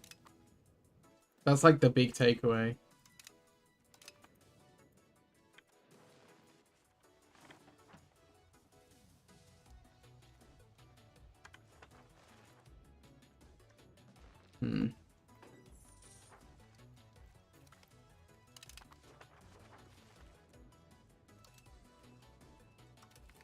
Yeah, I'm gonna have to annex a bunch more. Bunch more. More than I am. That's for sure. I've got a bunch that are happy, so I could annex them.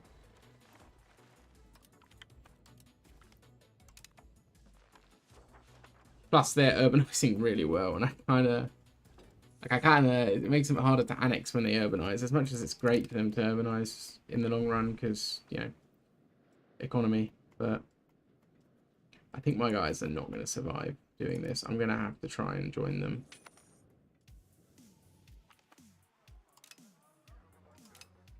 I'm going to have to try and get over there, aren't I?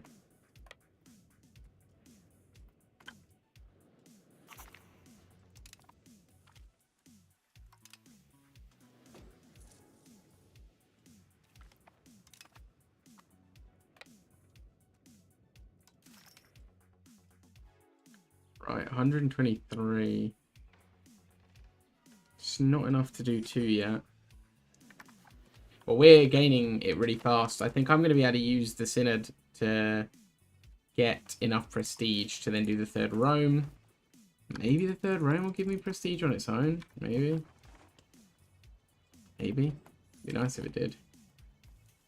I think before building more towns, I'm going to expand the ones I've got.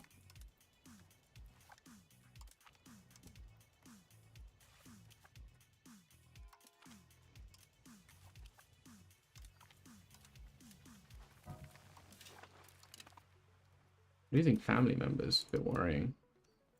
I'm continuously losing members of the crown. Every now and again, I'd see that I've lost someone who isn't part of the crown, but losing members of the crown really is being a continual problem. Ooh. Oh, lead. Let's just mass expand all our RGOs, and I'm sure lead will be in there somewhere. Oh, dear.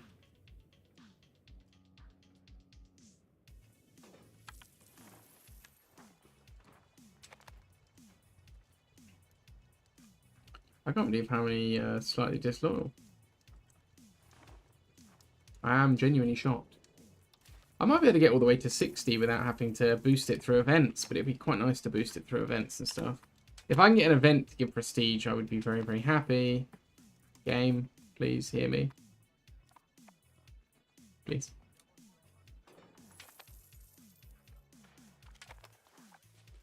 Nice, peasants.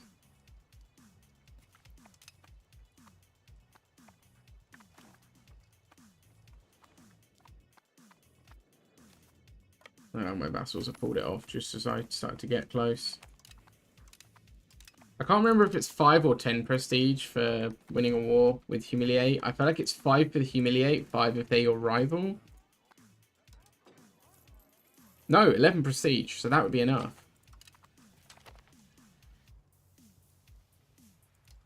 Why are you not... Why again, my heir? Why is my heir no guy? Like...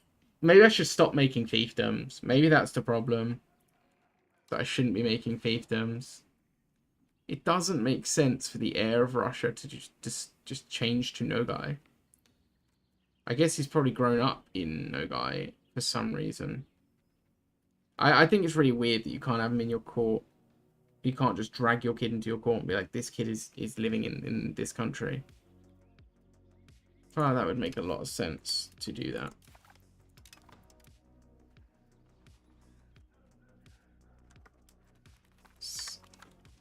I'll have to stop making fiefdoms all the way out there.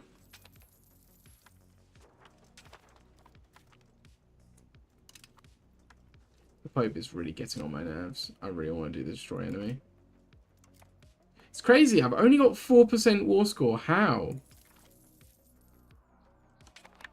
Lost more battles than we've won. GG vassals. Ugh. It's annoying. Spain played virtually no part in this. Castile, sorry. I just saw Castile has a subject called Enugu, and that has just completely reminded me of Legend. What an incredible movie. Tom Hardy and Tom Hardy. Did you know? What a film. What a film. If you get that Enugu reference, legendary. You are a legend. Pat yourself on the back if you got that reference.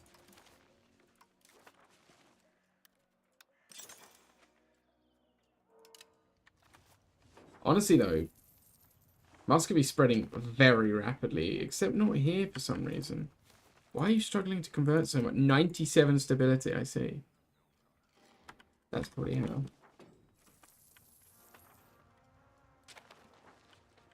Oh, that's me. Why do I own that? No.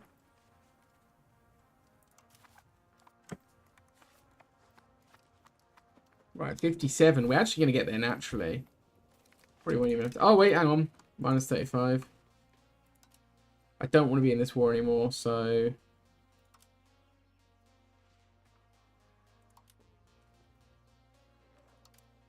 I'm doing this one for Patat. Patat, if you're watching this, that one's for you, buddy. I'm sure I'll be pleased with that.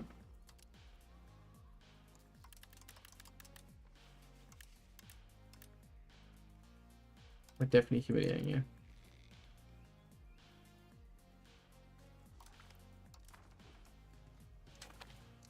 Oh, I smell food.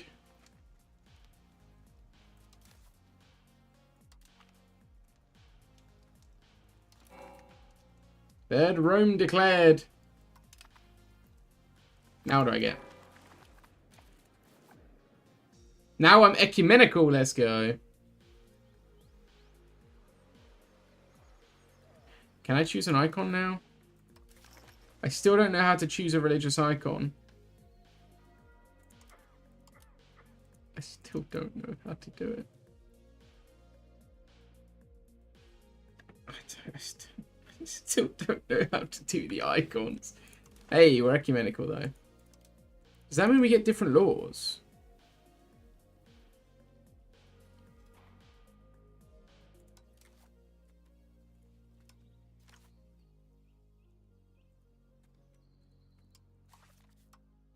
I can smell my food. That is the worst thing to happen right now, is me smelling food. Oh. I'm a hungry individual.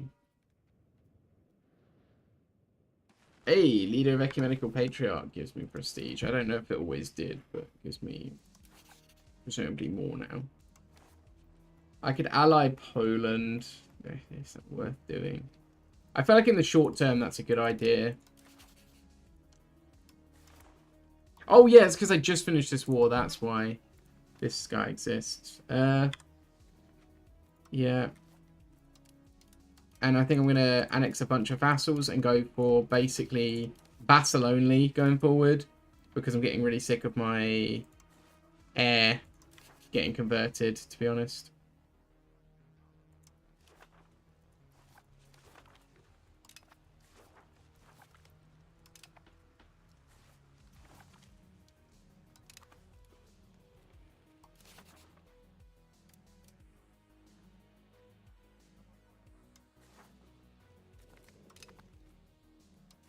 We can enforce religion on a bunch of our new guys as well. Or at least I thought we could. Right, I think if we can't make our heir Russian, that's probably all we can do. Oh no, I'm going to create a bunch of subjects, aren't I?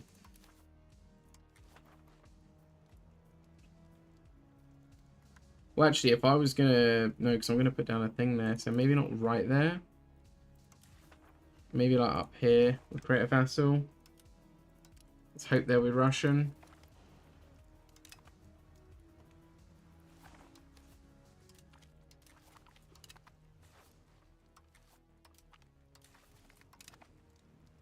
Let's do that. Let's create one up here.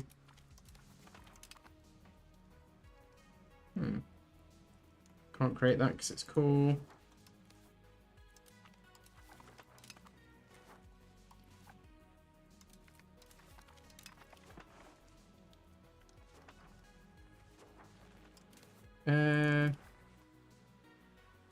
Let's see, province. You can have the rest of your province. You can have that. Western Karelia, you can have South and North Karelia. They're Muscovite Orthodox.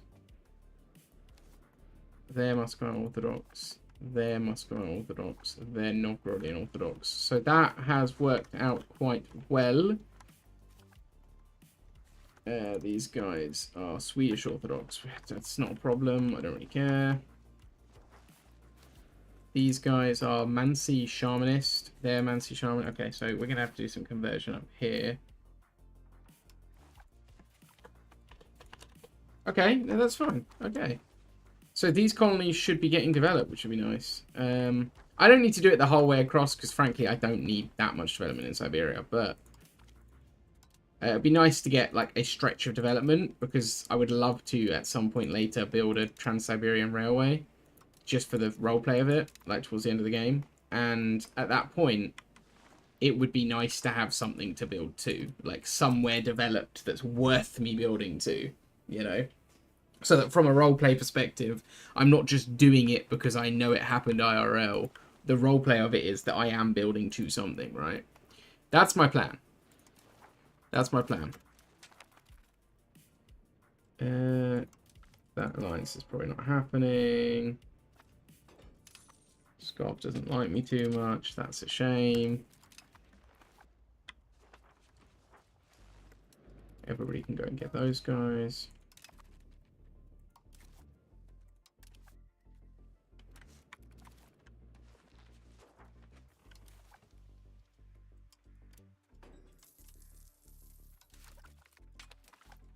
Right, I need to go straight heavy into military techs because it's not going to be long before someone takes advantage of this opportunity and tries to smite me. And I am going to get cannons immediately. Heavy lancers. Wait, there's arquebusiers there and there's pikemen there. What do I want?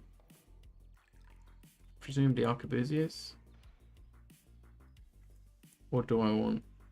Well, I want flintlock levy, regardless of anything, so I'll get them both, I think. Late cavaliers for levies, that's cool. Unfortunately, it's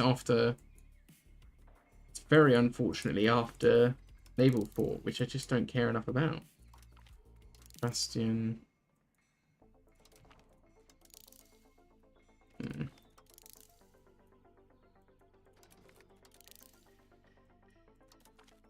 We need so much research. Oops.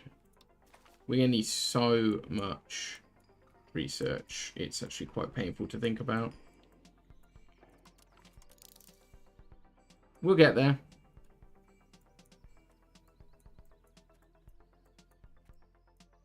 Can I do a unique one? Do I have a unique one? I do! Hey, reduce the power of everyone. Yeah. Yes. We'll just queue up as many things as I possibly can right now. Yeah, I'm just going to queue up basically everything else, I think. That is going to be essential. So I want to build a lot more forts. Income from minting is going to be quite essential. We do want the cabinet seat. I should have queued that up earlier, but well. Yeah, I think for now, then that's probably good enough. That's kind of like everything. Oh, I didn't queue this one up. Or I feel like I did queue that one up. It's a bit weird. I really felt like I'd queued that one up. But oh well.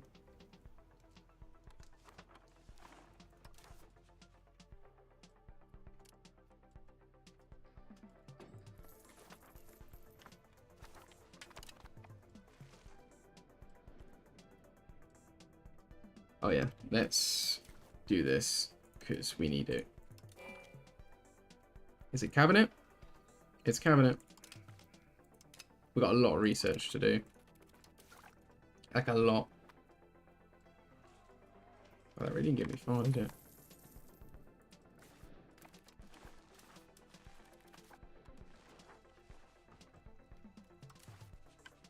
And then I'm going to start some annexation. I'm really glad I got my third Rome, because I genuinely thought I'd already done that. Now I'm really glad that I have got it.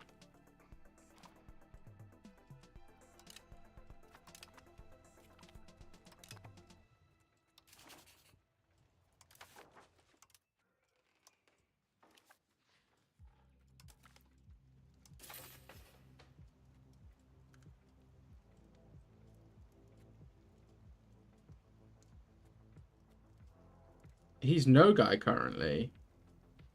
I'd rather he was... No, let's make him Muscovite. That doesn't even make him Muscovite. That's such an annoying event.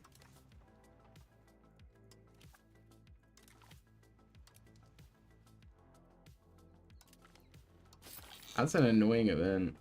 He's not even... Doesn't even make him Muscovite.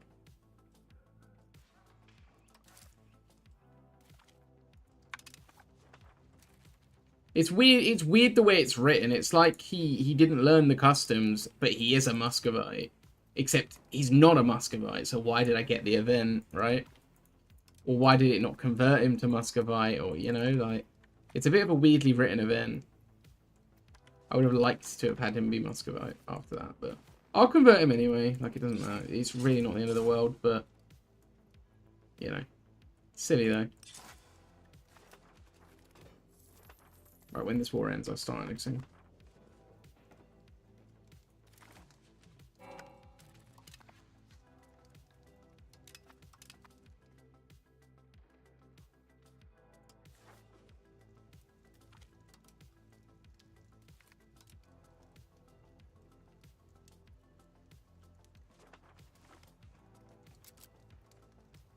Oh, not that. No. Cool. Right, guys, I think that is where I'm going to have to call it for tonight. Thank you very, very much for watching, whether you're watching it live or whether you're watching it at a later date. Really, really appreciate it. If you have enjoyed, if you're watching it at a later date, consider hitting that like button and commenting and subscribing and all that jazz. If you are watching it live on YouTube, still consider hitting that like button. It's wonderfully helpful. I really appreciate it. Thanks very much, everyone. And yeah, be sure to check out the Discord if you haven't already. Check out the YouTube if you're on Twitch. Check out the Twitch if you're on YouTube. You know the stuff. It really helps out a bunch. Honestly, if you're thinking, oh, people always say that, like, it genuinely makes a massive difference. So I really, really would appreciate it. Thanks very much, everyone. Have a wonderful, wonderful rest of your evenings or mornings or whatever time it is.